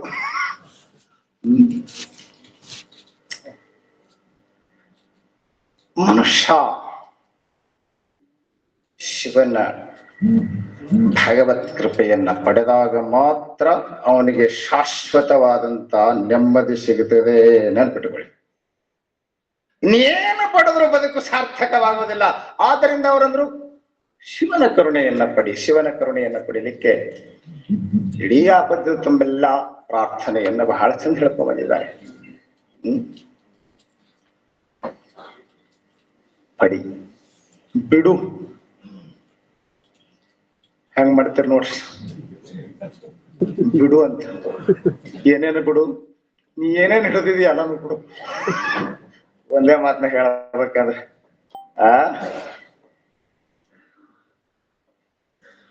ಬರ್ತೀರಾ, ಅಲ್ಲೇ ಇರ್ತೀರ. ನಾ ಇಲ್ಲೇ ಅನ್ನಂಗಿಲ್ಲ, ಎಲ್ಲೆಲ್ಲಿ ನಿಮ್ ಮನೆ ಆಗದ್ರಿ ಊರಾಗ ಬರ್ತೀರಾ, ಅಲ್ಲೇ ಇರ್ತೀರಾ. ಬಿಡ್ಬೇಕು, ಏನೇನ್ ಬಿಡ್ಬೇಕಂತ ಹೇಳ್ಯಾರ ಅವ್ರು. ಅಕ್ಕರದ ಸತಿ ಸುತರ ಅಣ್ಣ ತಮ್ಮರ ಬಿಟ್ಟು, ಸಕ್ಕರೆ ಬರಿಸಿದ ಸರಿಯ ಊಟವ ಬಿಟ್ಟು, ತೆಕ್ಕೆಗಾರಿಯ ಬಿಟ್ಟು, ಇನ್ನೊಂದು ಪಾಟ್ ಡೇಂಜರ್ ಹೇಳ ನಾವು, ರೊಕ್ಕದ ತೀಜಿರಿ ಕೀಲಿ ಕೈಯನ್ನೇ ಬಿಟ್ಟು ಎಲ್ಲಾ ಬಿಡತ್ತ, ನೀವ್ ಆದ್ರೆ ಬಿಡಾಗಿಲ್ಲ.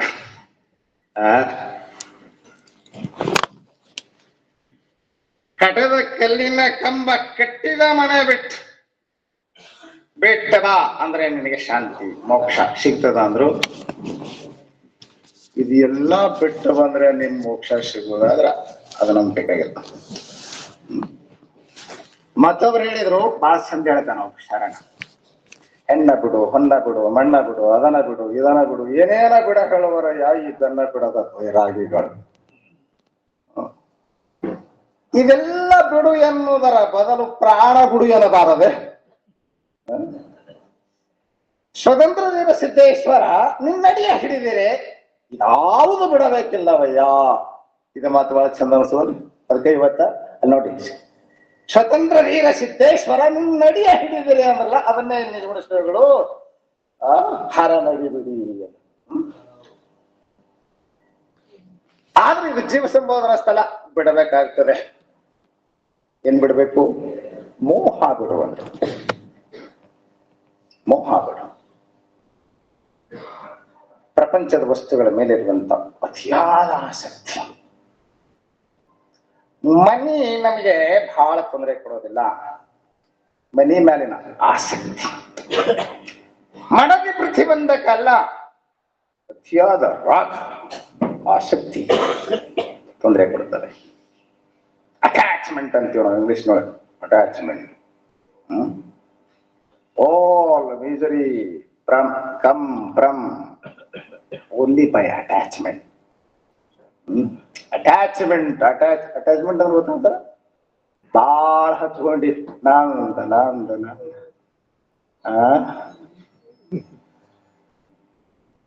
ಮತ್ ಒಂದಿನ ಬಿಡ್ಬೇಕಾಗ್ತದೆ ಅಂತ ಬಿಟ್ಕೊಡ್ರಿ. ಬಿಡಂಗಿಲ್ಲ, ಬಿಡುದಿಲ್ಲ ನೀವು. ಬರ್ತಾನ ಅವ ಬಿಡಿಸ್ಲಕ್ಕವ ಆ ಮಕ್ಕರಿ ಎಣ್ಣ ನಿನ್ನ ಕರಿಯಲಾಕ ಯಮದೂತರು ಬರ್ತಾರಂತ ತಂಗಿ ನಿನ್ನ ಕರಿಯಲಾಕ ಮತ್ತ ಬರೇ ಅಣ್ಣ ಅಂದ್ಕೊಂಡೆ ಮತ್ತ ಇವ್ರು ತಣ್ಣ ಕುಂದಿರ್ತಾರ ಅದಕ್ಕೆ ಬಿಡಬೇಕಾಗ್ತದೆ. ಆ ಮೋಹ ಆಸಕ್ತಿ ಎಂಬುವುದೇ ನಮಗೆ ದುಃಖದಾಯಿನಿ ಅಲ್ರಿ. ಮನೆಗೆ ಬೆಂಕಿ ಬಿದ್ದಿತ್ತಂತ, ನಿಮ್ಮ ಮನೆಗೆಲ್ಲ ದೊಡ್ಡ ಸರ್ಕಾರ ಇದ್ದು ಭಾರಿ ಕಟ್ಸಿದ್ದ ಮನೆ, 3 ಕೋಟಿ ಖರ್ಚು ಮಾಡಿ ಮನೆ ಕಟ್ಟಿಸಿದ್ದ. ಮನೆಗೆ ಬೆಂಕಿ ಬಿದ್ದಿತ್ತು. ಗೃಹ ಪ್ರವೇಶ ಆಗಿ 3 ತಿಂಗಳಾಗಿಲ್ಲ, ಪಾಪ ಮನೆಗೆ ಬೆಂಕಿ ಬಿತ್ತು. ರಸ್ತೆದಾಗ ಬಂದು ನಿಂತು ಎದೆ ಬಡ್ಕೊಂಡು ಅಳ್ತಿದ್ದ. ತ್ರಾಸ ಆಗುದಲ್ರಿ, ನೀವು ಆರಾಮ್ ಕುಂತ ಕೇಳಕತ್ತೀರಿ. ಅವನ್ ಮನೆಗೆ ಬಿದ್ದದ ಬೆಂಕಿ, ನಮ್ಮ ಮನೆಗೆ ಬಿದ್ದರೆ ಗೊತ್ತಾಗ್ತದೆ. ಎದೆ ಬಡ್ಕೊಂಡು ನನ್ನ ಬದುಕೆಲ್ಲ ಸತ್ಯನಾಶ ಆಯ್ತು ಅಂತ ಒಂದೇ ಸಮನೆ ಅಳತಿದ್ದ. ಸಣ್ಣ ಮಗ ಬಂದ್ ಹೇಳ್ದ, ಡ್ಯಾಡಿ ಡೋಂಟ್ ವರಿ ಅನ್ನಂತ. ಪಪ್ಪ ಏನ್ ಚಿಂತೆ ಮಾಡ್ಬೇಡ್ರಿ, ಅಣ್ಣ ಮನಿ ಮಾರ್ಯಾನ ಅನ್ನಂತ. ಹಿಂಗ ಕೈ ಕಟ್ಕೊಂಡು ನೋಡ್ಕೊಂತ ನಿಂತ. ಅದೇ ಮನಿ ಅದೇ ಬೆಂಕಿ. ಏನಾಯ್ತು, ಏನಾಗಿದೆ ಹೇಳಿ, ಈ ವ್ಯತ್ಯಾಸ ಏನಾಗಿದೆ? ಬೆಂಕಿ ಸುಡ್ತಾ ಇಲ್ಲೇನ? ಈಗ ಸುಡ್ತಾನೆ ಇದೆ. ಅದೇ ಮನೆ ಎಕ್ದಮ್ ರಿಲ್ಯಾಕ್ಸ್, ಎಕ್ದಮ್ ಆರಾಮ್ ನಿಂತ. ಏನಾಗ್ಯದ?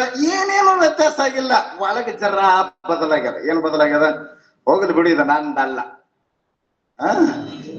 ನಿಮ್ಗೂ ಆರಾಮ್ ಕೈ ಕಟ್ಕೊಂಡು ನಿಂತದಾಗ ಬರ್ತದೆ, ಹೋಗ್ಲಿ ಬಿಡು ನಂದಲ್ಲ ಅಂತೀರಿ. ಅಳ್ಕೊಂತ ನಿಂತಿದ್ದ, ಅಳು ಮನುಷ್ಯ ಕೈ ಕಟ್ಕೊಂಡು ನಿಂತಿದ್ದ. ಹಿರಿಯ ಮಗ ಓಡಿ ಬಂದ.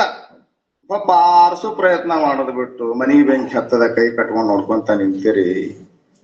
ಇಬ್ರು ಕೂಡಿ ಆರ್ಸು ಪ್ರಯತ್ನ ಮಾಡ್ಬೇಕಿಲ್ಲ ಅಂದ್ರೆ, ಅಲ್ಲೋ ತಮ್ಮ ಮಾರಿದ್ದೆ ಅಂತ ಮನಿ ಮಾರಿದ್ದೆ ಪಾಪ. ಆದ್ರವ ದುಡ್ಡ ಕೊಟ್ಟಿಲ್ಲ, ಮನೆಗೆ ಬೆಂಕಿ ಬಿದ್ದಂತ ಕ್ಯಾನ್ಸಲ್ ಮಾಡ್ಕೊಂಡಾನ. ಮತ್ತ ಬಿಡುಗುಂಡಿ. ನಾನು ಬರೀ ತಮಾಷೆ ಮಾಡ್ಲಿಕ್ಕೆ ಹೊಂಟೇನೆ, ನಿಮ್ಗೆ ಸ್ವಲ್ಪ ಚಿಂತನೆ ಮಾಡ್ಬೇಕು. ಇವನನ್ನ ಅಳಿಸುವುದು ನಗಿಸುವುದು ಯಾವುದು ಅಂತ. ಹೌದು, ಅಟ್ಯಾಚ್ಮೆಂಟ್, ನಾನ್ ಅಟ್ಯಾಚ್ಮೆಂಟ್ ಅಲ್ಲ. ಆದ್ದರಿಂದ ನಿಜಗೊಂಡು ಹೇಳಿದ್ರು, ಮೋಹ ನಿನ್ನ ಅಳಿಸ್ತದೆ. ಆದ್ದರಿಂದ ಮೋಹವನ್ನ ನೀಗು, ಮೋಹವನ್ನ ತ್ಯಜಿಸು ಅಂತ ಹೇಳುವುದೇ. ನಮಗೆ ಪ್ರಬಲವಾದಂತಹ ಮೋಹ ಅಂದ್ರೆ ಏನು? ಈಶಣತ್ರಯ ಅಂತ ಹೇಳ್ತೀವಿ. ಈಶಣ ಅಂದ್ರೆ ಆಸೆ, ಪ್ರಬಲವಾದಂತಹ ಆಸೆಗೆ ಈಶಣ ಅಂತ ಕರೀತವೆ ಸಂಸ್ಕೃತ ಭಾಷೆಯಲ್ಲಿ, ಶಾಸ್ತ್ರ. ಅವು 3 ಅದ. ಒಂದು ಹೆಣ್ಣಿನ ಬಯಕೆ, ಹೊನ್ನಿನ ಬಯಕೆ, ಮಣ್ಣಿನ ಬಯಕೆ. 3 ಹೇಳ್ಯಾರಲ್ಲಿ ಬಹಳ ಚಂದ ಹೇಳಿದ್ದಾರೆ. ಸುತನ ಸೊಗಸು ಮಿಗಿಲೆನ್ನದೇ ಆ ಪದ್ಯದಿಂದ ಪುತ್ರೇಶಣವನ್ನು ನಿರಾಕರಣೆ ಮಾಡಿದ್ದಾನೆ.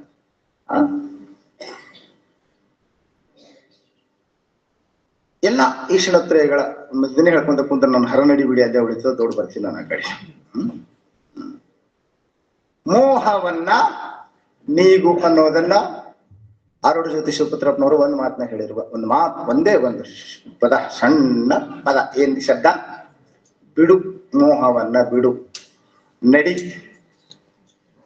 ಎದ್ದು ನಡೆದ್ರೆ ನಡಿ ಅಂದ್ಕೊಳ್ಳಿ. ನಡಿ ಅಂದ್ರೆ ಏನ್ರಿ? ನೀತಿಯಿಂದ ನಡಿ ಅಂತ ಹೇಳಿದರು. ನೀತಿಯಿಂದ ನಡಿಬೇಕು ಮನುಷ್ಯ. ನೀತಿ ನಿಯಮಗಳಿರುವುದು ಮನುಷ್ಯನಿಗೆ, ಪ್ರಾಣಿಗಳಿಗೆಲ್ಲ.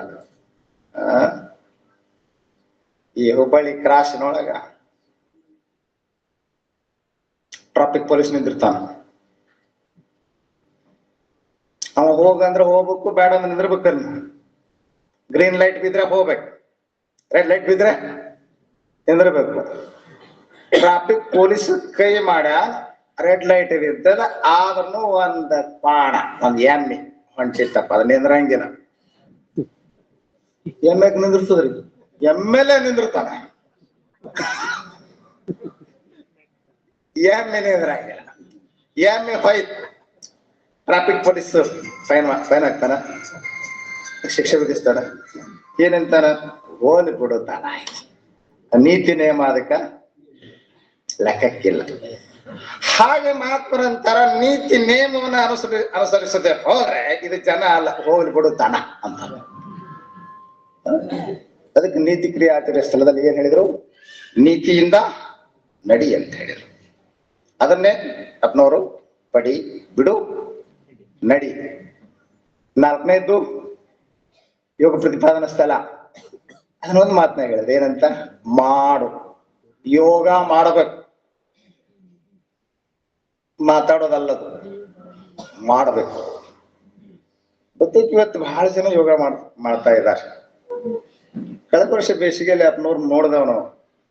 ಅಲ್ಲಿ ಋಷಿಕೇಶದಾಗ ಹೋಗಿ ಹೊರಗಿನ ಮಂದಿಗೆ ಮಾಡ್ಸ್ಯಾರ, ಬಿಳಿ ಬಿಳಿ ಬಿಳಿ ಮಂದಿ, ಫಾರಿನರ್ಸ್. ಯೋಗವನ್ನ ಮಾಡಬೇಕು. ಯೋಗ ಚಿತ್ತ ವೃತ್ತಿ ನಿರೋಧ. ಯೋಗ ಮೈ ಮನಸ್ಸು ಎರಡನ್ನೂ ಸುಸ್ಥಿತಿಯಲ್ಲಿಡುತ್ತದೆ. ಮೈ ಮನಸ್ಸುಗಳ ಆರೋಗ್ಯಕ್ಕಾಗಿ ದೇಹ ಸದೃಢವಾಗಿರಲು, ಮನಸ್ಸು ನಿರ್ಮಲವಾಗಲು, ಚಿತ್ತ ಚಾಂಚಲ್ಯವನ್ನು ನೀಗಲು ಯೋಗ ಮಾಡಲೇಬೇಕು ಅಲ್ಲ. ಆದ್ದರಿಂದ ಯೋಗವನ್ನ ಮಾಡು ಅಂತ ಹೇಳಿದ್ರು. ಇನ್ನು 5ನೇ ಸ್ಥಳ ಜ್ಞಾನ ಪ್ರತಿಪಾದನಾ ಸ್ಥಳ. ಅದನ್ನೇನ್ ಹೇಳಿದ್ದಾರೆ? ನುಡಿ. ಏನಂತ ನುಡಿ? ಅಹಂ ದೇಹೋಸ್ಮಿ ಅಂತ ನುಡಿ ಬೇಡ. ಅಹಂ ಬ್ರಹ್ಮಾಸ್ಮಿ, ನಾನು ಬ್ರಹ್ಮ ಅಂತ ನುಡಿ. ಇದು ಜ್ಞಾನ ಪ್ರತಿಪಾದನಾ ಸ್ಥಳದ ಈ ಸ್ಥಳದ ಒಟ್ಟು ತಾತ್ಪರ್ಯ. ಅದಕ್ಕ ಪಡಿ, ಬಿಡು, ನಡಿ, ಮಾಡು, ನುಡಿ. ಇಡೀ ಕೈವಲ್ಯ ಪದ್ಧತಿ ಗ್ರಂಥದ ಸಾರಾರ್ಥವನ್ನ ಸಣ್ಣ 4-5 ಪದಗಳಿಂದ ಅಪ್ನವ್ರು ಬಹಳ ಚಂದ ಹೇಳಿದ್ರೆ. ಇವತ್ತು ನಾವು ಪಡಿ, ಯಾವ್ದದು? ಶಿವಕಾರುಣ್ಯ ಸ್ಥಳ. ಶಿವಕಾರುಣ್ಯ ಸ್ಥಳದ ಮೊದಲನೇ ನುಡಿಯಲ್ಲಿ ಬರ್ತಕ್ಕಂಥ ಒಂದು ಮಾತು ಇವತ್ತಿನ ಸಬ್ಜೆಕ್ಟ್. ನನ್ನ ಕರೆಯ ಪ್ರವಚನ ಅಂದ್ರೆ ಈಗ ಶುರು. ಇದು ತನದ ಟೈಮ್ ಲೆಕ್ಕಕ್ಕಿಡಗಿಲ್ಲ. ಏನೈತಿ ಅದು? ಹರ ನಡಿ ಬಿಡಿ.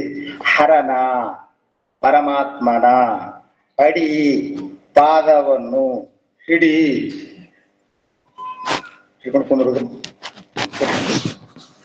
ಶಬ್ದಶಾರ್ಥ ಐತೆ. ಅದರ ಒಟ್ಟು ತಾತ್ಪರ್ಯ ಏನಪ್ಪಾ? ಅದರ ಅಭಿಪ್ರಾಯ ಏನು? ಆ ಮಾತಿನ ಅಭಿಪ್ರಾಯ ಅಂತಂದ್ರೆ, ಹೇ ಜೀವನೇ, ಪರಮಾತ್ಮನ ಭಕ್ತಿಯನ್ನ ಮಾಡು. ಹರ ನಡಿ ಬಿಡಿ ಅಂತಂದ್ರೆ ಏನ್ರಿ?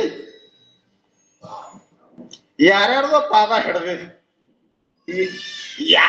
ಏನನ್ನೋ ಯಾರನ್ನೋ ಇಲ್ಲಿವರೆಗೆ ಆಶ್ರಯಿಸಿದಿ, ಇದೊಂದು ಸಲ ದೇವನನ್ನ ಆಶ್ರಯಿಸು. ನಾವು ಪೈಸಾ, ಪುತ್ರ, ಪದವಿ ಎಲ್ಲವನ್ನೂ ಆಶ್ರಯಿಸಿದ್ದೇವೆ. ನಿಜವಾದ ಆಶ್ರಯ ಸ್ಥಾನಗಳಿವಲ್ಲ.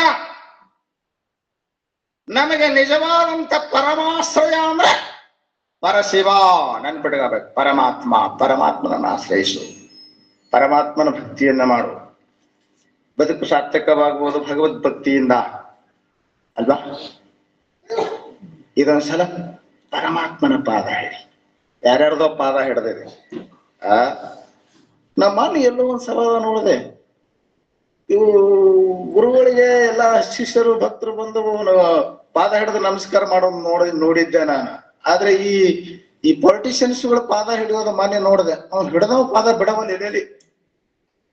ಇಂಥ ಹಾಡು ತಂದು ಹಾಕ್ಯಾನ. ಯಾರ್ಯಾರ್ದ ಪಾದ ಹಿಡಿದಿಯಪ್ಪ? ಅಪ್ಪಳ ಕಾಲು ಹೊಲಕತ್ತ ಅಚ್ಚಗೆ ನಡೆದ ಕಾಲ್ ಹಿಡಿ ಅಂತಾರಲ್ಲ, ಕಾಲ್ ಹಿಡ್ದ. ಯಾರ್ಯಾರ್ದೋ ಕಾಲು ಹಿಡಿದಿಯಪ್ಪ, ಕಾಲು ಬಿದ್ದೀರಿ. ಇದೊಂದು ಸಲ ಭಗವಂತನ ಚರಣವನ್ನ ಹಿಡಿ, ಭಗವಂತನನ್ನ ಆಶ್ರಯಿಸು, ಭಗವದ್ಭಕ್ತಿಯನ್ನ ಮಾಡು. ಭಗವದ್ ಭಕ್ತಿ ಇಲ್ಲ ಅಂದ್ರೆ ಬದುಕು ನೀರಸ ಆಗ್ತದೆ. ನೆಂಟರು ಬಂದಿದ್ರು ಮನೆಗೆ. ನೆಂಟರು ಅಂದ್ರೆ ಗೊತ್ತಾಗ್ತದೆ, ರಿಲೇಟಿವ್ಸ್, ಬೀಗರು. ಇವ್ರು ಚಲೋ ಶಬ್ದ ಐತ್ ನೋಡಿ, ಬೀಗ. ಇನ್ನೊಂದು ಬೀಗ ಅಂದ್ರೆ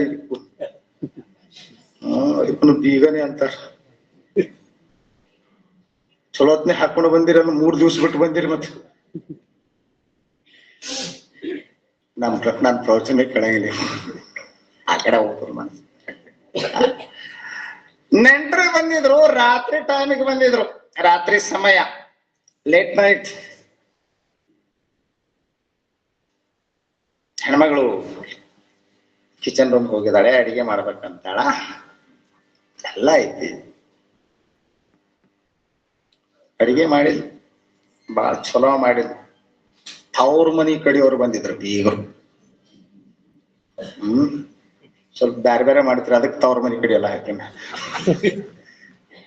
ಎಲ್ಲಾ ಬಾಳ ಚಂದ ಅಡಿಗೆ ಮಾಡಿದ್, ಬಾಳ ಡೆಲಿಷಿಯಸ್ ಫುಡ್, ಬಾಳ ರುಚಿ ರುಚಿಯಾದಂತ ಎಲ್ಲ ಆಹಾರ ಪದಾರ್ಥವನ್ನು ಮಾಡಿದ್ದಾಳೆ. ಎಲ್ಲರೂ ಊಟಕ್ಕೆ ಕುಂತಿದಾರ ಡೈನಿಂಗ್ ಟೇಬಲ್ ಮೇಲೆ, 14 ಮಂದಿ.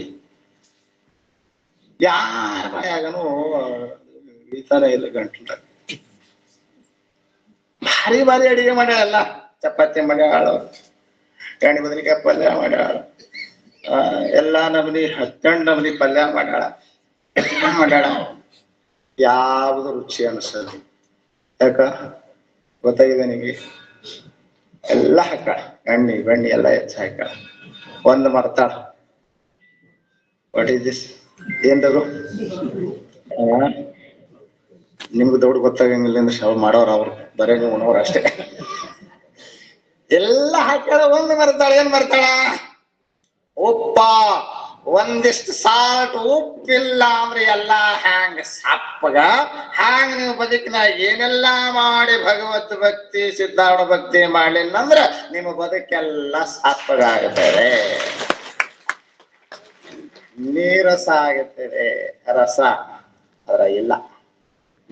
ಭಕ್ತಿ ಇಲ್ಲ ಅಂದ್ರೆ ಬದುಕಿನಲ್ಲಿ ರಸವೇ ಇಲ್ಲ. ಆದ್ದರಿಂದ ಹೊರ ನಡಿಬೇಡಿ, ಭಕ್ತಿಯನ್ನ ಮಾಡಿ, ಬದುಕು ಸಾರ್ಥಕ ಆಗ್ತದೆ. ಭಕ್ತಿ ಮಾಡ್ರಿ, ಭಕ್ತಿ ಮಾಡ್ರಿ ಅಂತೀರಿ. ಹೆಂಗ್ ಮಾಡ್ಬೇಕ್ರಿ ಅದನ್ನ? ಭಕ್ತಿ ಅಂತಾರೆ ಅದಕ್ಕೆ ಅಂತೀರಿ ನೀವು? ಸ್ವಲ್ಪ ಭಕ್ತಿ ವ್ಯಾಖ್ಯಾನವನ್ನ ಮಾಡೋಣ. ಅಥಾತೋ ಭಕ್ತಿ ವ್ಯಾಖ್ಯಾಶ್ಯಾಮ. ಭಕ್ತಿಯನ್ನ ವ್ಯಾಖ್ಯಾನಿಸಲೆಂದೇ ಭಕ್ತಿ ಸೂತ್ರಗಳು, ಬಹಳ ಚಂದ ಭಕ್ತಿ ಸೂತ್ರಗಳು. ಅನೇಕ ಭಕ್ತಿ ಸೂತ್ರಗಳನ್ನ ನಾವು ನೋಡ್ತೀವಿ, ಅನೇಕ ಭಕ್ತಿ ಸೂತ್ರಗಳು ಹುಟ್ಟಿಕೊಂಡಿವೆ. ಅದರಲ್ಲಿ ಬಹಳ ಭಕ್ತಿ ಸೂತ್ರಗಳಲ್ಲಿ ಬಹಳ ಫೇಮಸ್ ಆಗಿರುವಂತವುಗಳು ನಾರದ ಭಕ್ತಿ ಸೂತ್ರಗಳು. ನಾರದರು ಅಥಾತೋ ಭಕ್ತಿ ವ್ಯಾಖ್ಯಾಶ್ಯಾಮ. ನಾವೀಗ ಭಕ್ತಿಯನ್ನು ವ್ಯಾಖ್ಯಾನ ಮಾಡ್ತೀವಿ ಅಂತ ಆರಂಭಿಸಿದ್ರು. ಭಕ್ತಿ ಅಂತ ಅದಕ್ಕೆ ಕಾಣಬೇಕು. ಒಂದ್ 4-5 ಸೂತ್ರಗಳು ಬಹಳ ಚಂದ, ಗಮನವಹಿಸಿ ಕೇಳ್ಬೇಕು ನೀವು. ಸಾತು ಅಸ್ಮಿನ್ ಪರಮ ಪ್ರೇಮ ರೂಪ, 2ನೇ ಸೂತ್ರ ಇದು, ನಾರದರ ಭಕ್ತಿ ಸೂತ್ರದ 2ನೇ ಸೂತ್ರ. ಅಥಾತೋ ಭಕ್ತಿ ವ್ಯಾಖ್ಯಾಶ್ಯಾಮ ಸಾತು ಅಸ್ಮಿನ್ ಪರಮ ಪ್ರೇಮ ರೂಪ. ಆ ಭಕ್ತಿಯಾದರೂ ಆ ದೇವನಲ್ಲಿ ಇರುವಂತ ಪರಮ ಪ್ರೇಮ. ಲಕ್ಷ ಕೇಳಬೇಕು, ದೇವನಲ್ಲಿ ಎಂತ ಪ್ರೇಮ ಇರ್ಬೇಕಂತಾರ ಅವರು? ಪರಮ ಪ್ರೇಮ. ನಾವು ಸೂರ್ ಕನ್ಸೆಷನ್ ಕೊಡ್ತೀನಿ. ಬರೀ ಪ್ರೇಮ ಪರಮಾತ್ಮನ ಮ್ಯಾಲಿರಲಿ, ಪರಮ ಪ್ರೇಮ ಬರೀ ಪ್ರೇಮ ಪ್ರಪಂಚದ ಮ್ಯಾಲಿರಲಿ, ಪರಮ ಪ್ರೇಮ ನಾ ಮೊದಲ ಯಾಕೆ ತಪ್ಪು ಹೇಳಿದ್ರೆ ಉಲ್ಟಾ ಇದೀವಿ ನಾವು. ಅದ್ರ ಸಲುವಾಗಿ ಅದೇ ಬಂತು ನನಗೆ ಮೊದಲ. ನಾವು ಪರಮ ಪ್ರೇಮ ಪ್ರಪಂಚದ ಮ್ಯಾಗ ಇಟ್ಟಿವಿ, ಬರೀ ಪ್ರೇಮ ದೇವ್ರ ಮ್ಯಾಗ ಇಟ್ಟಿವಿ. ದೇವ್ರ ಮ್ಯಾಗ ಪರಮ ಪ್ರೇಮ ಇಲ್ಲ. ಪರಮ ಪ್ರೇಮ ಯಾವುದಕ್ಕೂ, ಯಾವ ಪ್ರೇಮ ಸ್ವಲ್ಪ ಲೆಕ್ಕ ಹಾಕ್ಬೇಕು. ಒಂದಿಷ್ಟು ನಾ ಉದಾಹರಣೆ ಹೇಳ್ತೇನೆ. ನೀವು ಹುಬ್ಳಿ ಬಾಳ ಬಂಗಾರ ಖರೀದಿ ಮಾಡಿದ್ರಿ, ಬೆಳ್ಳಿ ಖರೀದಿ ಮಾಡ್ತೀರಿ. ಬೆಳ್ಳಿ 3 ಲಕ್ಷ, ಈಗ 1 kg 3 ಲಕ್ಷ ಮ್ಯಾಲ, 2,80,000. ನಿನ್ನೆ ರೇಟ್ ನೋಡ್ದೇನ. ಒಂದ್ಸತಿ ಕೆಜಿ ಯಾಕೆ ಕೊಂಡ್ಕೊಂಡು ಇಟ್ಕೊಂಡಿಲ್ಲ ಅಂತ ಅನ್ಸ್ಲಕೈತೆ ನನಗೆ. ಬಂಗಾರ ಬೆಳ್ಳಿ ಖರೀದಿ ಮಾಡಿದ್ರಿ, ಒಂದು ಬಾರಿಗೆನು ಖರೀದಿ ಮಾಡಿದ್ರಿ, ಎರಡು ತಗೊಂಡ್ ಬಂದ್ರಿ ಮನೆಗೆ. ಯಾವ್ದನ್ನೆಲ್ಲ ಇಡ್ತೀರಿ? ಬಾರಿಗೆ ಮೂಲ್ಯಾಗ ಇಡ್ತೀರಿ, ಬೆಳ್ಳಿ ಬಂಗಾರ ಟ್ರೆಜರಾಗ ಇಡ್ತೀರಿ. ಅಕಸ್ಮಾತ್ ಇವ ಬಾರಿಗೆ ಒಯ್ದ ಟ್ರೆಜರಿ ಒಳಗೆ ಇಟ್ಟ ಬಂಗಾರ ತಂದು ಮೂಲಿಗೆ ಹಾಕದಂದ್ರ ಅವಾಗ ಏನಂತೀರಿ? ಮೂರ್ಖ ಅಂತೀರಿ, ಹುಚ್ಚ ಅಂತೀರಲ್ಲ. ಅವ್ನು ಹುಚ್ಚ ಅನ್ಬೇಕಾ? ನಮಗ ನಿಮಗೆಲ್ಲ ಏನ್ ಹೋಗ್ಬೇಕು ಈಗ? ದೇವ್ರನ್ನ ಮೂಲ್ಯಾಗ ಇಟ್ಟಿವಿ, ಇದಕ್ಕ ಸವಾರಿಗೆ ಏನ್ ಸಂಸಾರ ಪ್ರಪಂಚ ತಲೆನಾಗ ಇಟ್ಕೊಂಡಿ. ನಮ್ ತಲೆಗೆಲ್ಲ ಏನೈತಿ? ಬರೀ ಪ್ರಪಂಚ ಐತಿ. ಪರಮಾತ್ಮನ ಚಿಂತನೆ ಐತಿ ಅಂದ್ರೆ ನಮ್ಮ ಮನಸ್ಸು ಎಷ್ಟು ಪ್ರಪಂಚವನ್ನ ಗಟ್ಟಿಯಾಗಿ ಹಿಡ್ಕೊಂಡದ, ಅಷ್ಟು ಪರಮಾತ್ಮನ ಚಿಂತನೆಯಲ್ಲಿ ತೊಡಗಿಲ್ಲ. ಪ್ರಪಂಚವು ಮೌಲಿಕವಾಗಿದೆ ವಿನ ಪರಮಾತ್ಮ ನಮಗೆ ಮೌಲ್ಯಯುತ ಅಂತ ಅನಿಸಿಲ್ಲ. ನಾನು ಹೇಳ್ತಾ ಇದ್ದಾರೆ, ಪರಮ ಪ್ರೇಮ ಪರಮಾತ್ಮನಲ್ಲಿರಲಿ, ಪರಿಪ್ರೇಮ ಪ್ರಪಂಚದಲ್ಲಿರಲಿ. ಇದು ಬಾರಿಗಿದ್ದಂಗೆ ಪ್ರಪಂಚ ಅಂಬತಕ್ಕಂಥದ್ದು, ಅದಕ್ಕೆ ಅಡಿಕೆ ಮತ್ ಕೊಡ್ಬೇಕು, ಅಷ್ಟೇ ಕೊಡ್ಬೇಕು. ಪರಮಾತ್ಮ ಬಂಗಾರ, ಭಗವಂತ ಬಂಗಾರದ, ಅವನ ಮೇಲೆ ಪರಮ ಪ್ರೇಮ ಇರಲಿ. ಅದಕ್ಕೆ ನಾರದರು ಹೇಳಿದ್ರು, ಸಾತ್ವಸ್ಮಿನ್ ಪರಮ ಪ್ರೇಮ ರೂಪ. ಆ ಪರಮ ಪ್ರೇಮ ಆ ದೇವನಲ್ಲಿ, ನಿನ್ನ ಪರಮ ಪ್ರೇಮ ದೇವನಲ್ಲಿ ಉಂಟಾದ್ರೆ ಅದು ಪರಮ ಅಂದ್ರೆ ಶ್ರೇಷ್ಠ ಭಕ್ತಿ. ಇದನ್ನೇ ವ್ಯಾಖ್ಯಾನ ಮಾಡಿದ್ರು ಸ್ವಾಮಿ ವಿವೇಕಾನಂದರು. What is the devotion? ಎದಕ್ಕೆ ಭಕ್ತಿ ಅಂತಾರೆ? It is intense love to the god. ಅಲ್ಲೊಂದು ಸತ್ಯ ಬಳಸಿದಾರ ಅವರು. ಇಂಟೆನ್ಸ್ ಲವ್ ಅಂದ್ರೆ ತೀವ್ರತರವಾಗಿರ್ತಕ್ಕಂಥ ಪ್ರೀತಿ ಪರಮಾತ್ಮನಿಗೆ ಅರ್ಪಣೆ ಆಗ್ಬೇಕು. ನಮ್ಮ ಮನಸ್ಸಿನ ಒಲವು ಪರಮಾತ್ಮನಿಗೆ ಅರ್ಪಣೆ ಆಗಬೇಕು. ಪರಮಾತ್ಮನಿಗೆ ಪದಾರ್ಥದ ಅರ್ಪಣೆಯ ಅವಶ್ಯಕತೆ ಇಲ್ಲ. ನಾವೊಂದು ಮಾತು ಹೇಳ್ತೀನಿ ನಿಮಗೆ, ಜೀವನು ಪ್ರೀತಿಯನ್ನೇ ಬಯಸ್ತಾನ, ದೇವನು ಪ್ರೀತಿಯನ್ನ ಬಯಸ್ತಾನೆ. ಜೀವ ಪ್ರೀತಿಯಲ್ಲಿ ಕೊರತೆ ಆದ್ರ ಇವನು ಖಿನ್ನತೆಗೆ ಒಳಗಾಗ. ನಿಮ್ ಮನೆಯೊಳಗೆ ನಿಮ್ಗೆ ಪ್ರೀತಿ ಸಿಗ್ಲಿಲ್ಲ ಅಂದ್ರೆ ಹೆಂಗಾಗ್ತದೆ? ಒಂದಿಷ್ಟು ಮಂದಿ ನಮ್ಮ ಮಠಕ್ಕೆ ಬಂದಿರ್ತಾರ. ಯಾವಾಗ ಬಂದಿರ್ತಾರ ಅವ್ರ ಮುಖ ನೋಡಿದ ಕೂಡ ಗೊತ್ತಾಗ್ತದೆ, ಮನ್ಯಾಗ ಇವನಿಗೆ ಶರವಲ್ರು. ಅದಕ್ಕೆ ಅವ ಮಠಕ್ಕೆ ಇಲ್ಲಿ ನೀವು ಬಂದಿರಿ, ನಿಮ್ದಲ್ಲ ನಾ ಹೇಳೋದು, ನೀವು ಭಕ್ತಿಯಿಂದ ಬಂದಿರಿ. ನಮ್ಮ ಮಠಕ್ಕೆ ಮಾನ್ಯ ಒಬ್ಬ ಬಂದಿದ್ದ, ನಮ್ಮಲ್ಲಿ ಒಂದು ಹೊಸದಾಗಿ ಸಿದ್ಧಾಂತ ಮಠ ಆಗ್ಯದ, 4 ಎಕರೆ ಒಳಗೆ ಬಹಳ ಚೆನ್ನಾಗಿ ಮಾಡಿ ಒಬ್ಬ ಸಂತಾರ ಮಾಡಿದ್ದ, ನಮ್ ಬಿಟ್ಕೊಟ್ಟಿದ. ನಮ್ ಭಾಳ ಮಸ್ತ್ ಐತಿ. ಅವ ಬಂದಿದ್ದ, ಯಪ್ಪ ಪ್ರಪಂಚ ಸಾಕಾಯ್ತ್ರಿ, ನಿಮ್ ಪಾದನೆ ಗತಿ ಅಂತ ಬಂದೇನ್ರಿ, ಎಲ್ಲಾ ವ್ಯವಸ್ಥೆ ಮಾಡ್ತೀನಪ್ಪ ಮಠದಾಗಿರು, ನೋಡ್ಕೊಂಡು ಹೋಗೋರು ಬೇಕಾಗ್ಯದ. ಒಂದ್ 8 ದಿನ ಇದ್ ನೋಡ್ರಿ. ಅವ್ರು ಕರ್ಲಾಕ್ ಬಂದಾರ, ನಮ್ಗೆ ಹೇಳ್ಯಾರ ಹೋಗ್ಬೇಕಲ್ಲ, 8 ದಿನ ಇಟ್ಕೊಂಡಿವಿ, ಅಟ್ಟಾರ ಉಪಕಾರ ಬೇಕಾಗ.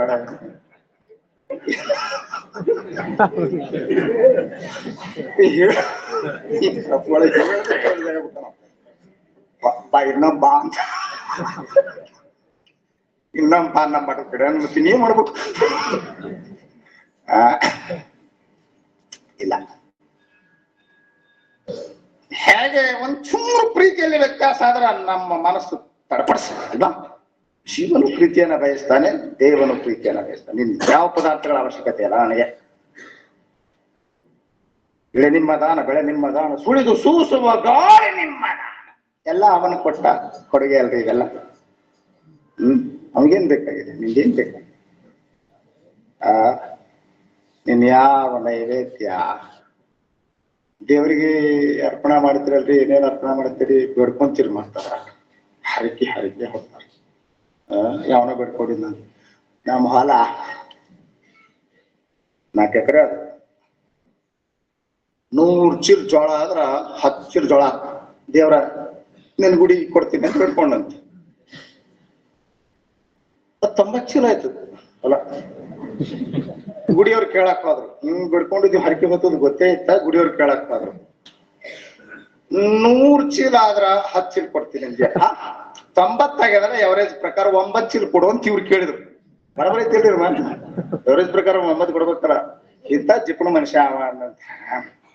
ದೇವ್ರು ಬಹಳ ಶಾಣೆ, ನನ್ನ ಮ್ಯಾಗ ವಿಶ್ವಾಸ ಇಲ್ಲ ಅವನಿಗೆ. 10 ಚೀಲ ತನ್ನ ಮುರ್ಕೊಂಡ 90 ನನಗೆ ಕೊಟ್ಟಾನ. ಹೋರಿ ನಿಮ್ಮನಿಗೆ ಹೋಗ್ರಿ ಏನ್ ಬೇಕನ್ನೆಲ್ಲ ಬಹಳ ಅರ್ಪಣೆ ಮಾಡ್ತಾರ. ಬಟ್ಟೆ ಅರ್ಪಣೆ ಮಾಡ್ತೀರಿ, ಚಸ್ಮಾ ಹಾಕ್ತಾರ ದೇವ್ರಿಗೆ, ಏನೋ ಅಂತಾರ ಅವ್ರನ್ನ, ಚಸ್ಮಾ ಹಾಕ್ತಾರ. ದೇವ್ರಿಗೆ ಏನೇನೋ ಅರ್ಪಣೆ ಮಾಡ್ತೀರಿ ನೈವೇದ್ಯ. ನಾ ಹುಡುಗಾಟಿ ಹೇಳ್ತಿರ್ತೀನಿ, ದೇವರಿಗೆ ನೈವೇದ್ಯ ಹಿಡೋ ಹೋಳಿಗೆ ನೋಡ್ಬೇಕು, ನಿಮಗ್ ಭಾರಿ ಇರ್ತಾವ. ಇಟ್ಟಿಟ್ಟು ಇಲಿಕ್ಕಿ ಮ್ಯಾಗಿರ್ತಾವ. ನಾ ಮನೆ ಒಂದ್ ಮನೆಗೆ ಪ್ರಸಾದಕ್ಕೆ ಹೋಗಿದ್ದೆ, ದೊಡ್ಡ ಗೌಡ್ರ ಮನಿ. ಯಾವ ಊರ ಯಾರ ಮನೆ ಹೇಳ್ಬೇಡ. ಊಟಕ್ಕೆ ಕುಂತಿದ್ದೆ, ಚಲೋ ಮಾಡಿದ್ರು ಹೋಳಿಗೆ, ಮನ್ಕಾಯಿ ಶಿಕರಣೆ. ಮನ್ ಬ್ಯಾಸ್ಯಾಗ ನಡೆದ್ರಿ ಸ್ವಲ್ಪ. ಊಟಕ್ಕೆ ಕುಂತಿದ್ದೆ, ಎಲ್ಲ ಭಾಳ ಅಡಿಗೆ ಬ್ಯಾಸ್ಟ್ ಮಾಡಿದ್ರು. ಇಂತಿಂತ ಹೋಳಿಗೆ ಶಿಖರಣಿ ಮಾವಿನಕಾಯಿ ರಸ ಎಲ್ಲ ನಡೆದ್ರು. ಅದು ಗೌಡ್ರ ಮುದುಕಿ, ದೇವ್ರ ಹೋಳಿಗೆ ಎಲ್ಲ ಅದಾವ, ದೇವ್ರ ಹೋಳಿಗೆ ಎಲ್ಲ ಅದಾವ ಅಲ್ಲ ಕತ್ತಿದ್ದು. ನನಗಿಟ್ಟು ಊಟ ಬಂತೀವಿ, ನನಗೇನು ದೇವಿನ ಹೋಳಿಗೆ? ದೇವ್ರ ಹೋಳಿಗೆ ಎಲ್ಲ ಅದಾವ, ದೇವ್ರ ಹೋಳಿಗೆ ಎಲ್ಲ ಅದಾವ ಅಲ್ಲ ಕತ್ತ. ಎಂತವ್ರು ಬೇಕಪ್ಪ ಅವು ದೇವ್ರ ಹೋಳಿಗೆ ಅಂತ ನಾ ಬಹಳ ಗಮನ ವಹಿಸಿ ನೋಡ್ತಾ ಇದ್ದೆ. ಆ ಸೊಸಿ ತಗೊಂಡು ಬಂದು, ಗೌಡ್ರ ಸೊಸಿ ಇಟ್ಟೆ ಸಣ್ಣ ಪ್ಲೇಟ್ನ ಇಟ್ಟಿಟ್ಟು ಇಲಿಕ್ಕಿ ಮೇಗೆ ಅವು. ಮತ್ತ ಅವು ಮೊದಲು ಮಾಡಿದ ಹೋಳಿಗೆ ದೇವರಿಗೆ ಮಠಕ್ಕೆ ಕಳಿಸ್ತಾರ. ಎಷ್ಟು ಭಕ್ತಿ ಶ್ರದ್ಧಾ ಪ್ರೀತಿ ಅಂತ ನಾ ಅನ್ಕೊಂಡಿದ್ದೆ. ಅಪ್ನವ್ರು ಅಂದ್ರು, ತಮ್ಮ ಗೊತ್ತಿಲ್ಲ ನಿಮ್ಗೆ ಹೆಣ್ಮಕ್ಳು ಬಹಳ ಶಾಣ್ಯಾರು. ಮೊದಲು ಮಾಡಿದ ಹೋಳಿಗೆ, ಮೊದಲು ಮಾಡಿದ ರೊಟ್ಟಿ ಯಾಕೆ ಮಠಕ್ಕೆ ಗುಡಿಗೆ ಕಳಿಸ್ತಾರ ಅಂತಂದ್ರ ಹಂಚ ಸರಿಯಾಗಿ ಕಾಯ್ದಿರಂಗಿಲ್ಲ.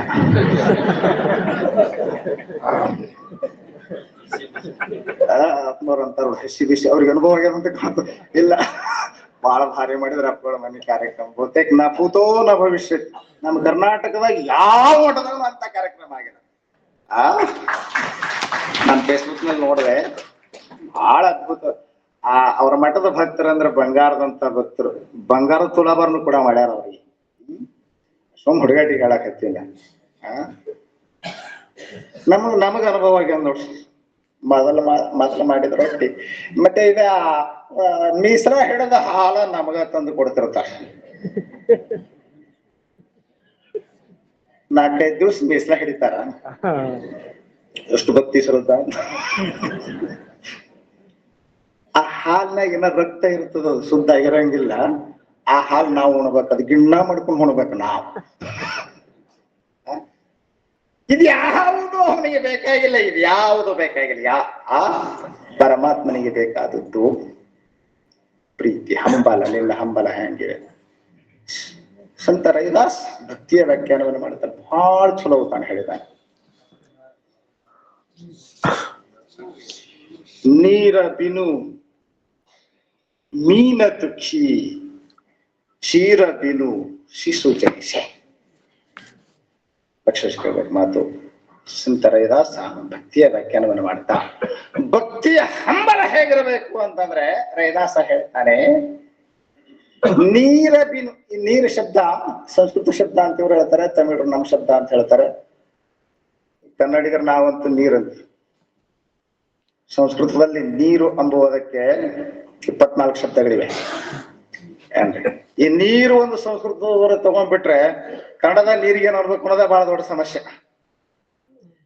ಸೂರ್ಯನನ್ನ ಗುರುತಿಸ್ಲಿಕ್ಕೆ 52 ಶಬ್ದಗಳಿವೆ ಸಂಸ್ಕೃತದಲ್ಲಿ. ನೀವು ಸೂರ್ಯ ಅಂದ್ರು, ಆದಿತ್ಯ ಅಂದ್ರು, ರವಿ ಅಂದ್ರು, ಭಾನ್ ಅಂದ್ರು, ಎಲ್ಲಾನು ಏನೈತೆ ಅದು ಸಂಸ್ಕೃತ ಪದ ಐತಿ. ಕನ್ನಡದಾಗ ಒಂದೇ ಒಂದು ಶಬ್ದ ಏನ್ ಹೇಳ ನಿಮಗೆ, ಹೊತ್ತು ಹಾಣುತ್ತು ಹೊತ್ತು ಮುಳುಗುತ್ತು ಅಂತ ಹೇಳ್ತಾರಲ್ಲ.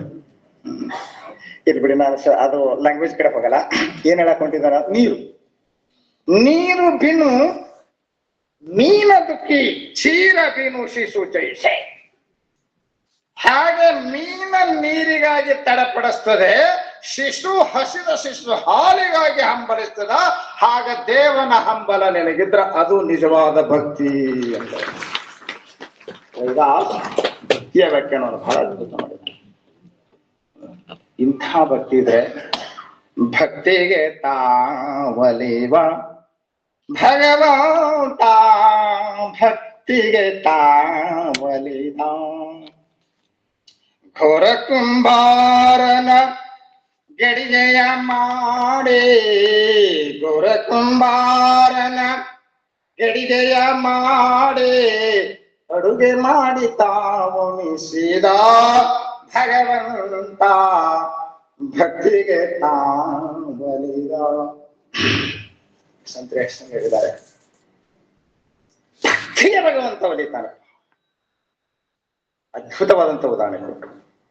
ಘೋರ ಕುಂಭ ಎಲ್ಲ ನೋಡಿರ್ತೀರಿ, ಅವನ ಚರಿತ್ರೆ ಗೊತ್ತಿದೆ. ಅವನ ಮನೆಯೊಳಗೆ ಅಡಿಗೆ ಮಾಡ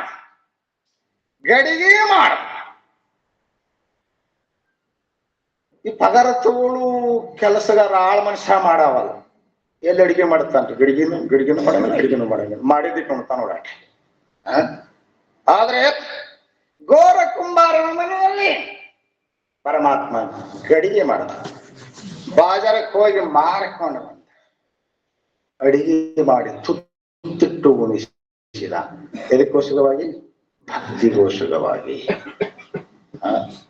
ಪಾರ್ಥನ ರಥದಲ್ಲಿ ಸಾರಥಿಯಾಗಿ, ಪಾರ್ಥನ ರಥದಲ್ಲಿ ಸಾರಥಿಯಾಗಿ ಕುದುರೆಯ ಮೈ ತೊಳೆದ ಭಗವಂತ, ಕುದುರೆಯ ಮೈ ತೊಳೆದ. ಭಕ್ತಿಗಾಗಿ ಕುದುರೆ ಮೈ ತೊಳೆದ. ದೇವರು ಅವನ ಚಾಲಕ, ಅದ ಸಾರಥ್ಯ. ನಾವು ಒಂದ್ ಮಾತು ಹೇಳ್ತೀನಿ, ನೆನ್ಪಿಟ್ಟುಕೊಳ್ಳಿ. ನಮ್ಮ ಬದುಕೆಂಬ ರಥದ ಸಾರಥಿ ಭಗವಂತ. ಅಂದ್ರೆ ಸರಿಯಾದ ಗಮ್ಯಸ್ಥಾನಕ್ಕೆ ಹೋಗೋದು ಅದು ತಲುಪ್ತದೆ. ಭಕ್ತಿಗಾಗಿ ಮಲ್ಲಮ್ಮನ ಜ್ವಾಳ ಬೀಸದ, ಇವೆಲ್ಲ ಉದಾಹರಣೆಗಳು ನಾವು ನೋಡ್ತಿದ್ದೇವೆ. ಎಲ್ಲ ಜ್ವಾಳ ಬೀಸೋದಂದ್ರ ಗೊತ್ತಾಗ್ತಲ್ಲ. ಅದಾವ ಇನ್ನೊಂದು ನಿಮ್ಮ ಮನೆ ಬೀಸಕ್ಕಲ್ಲ,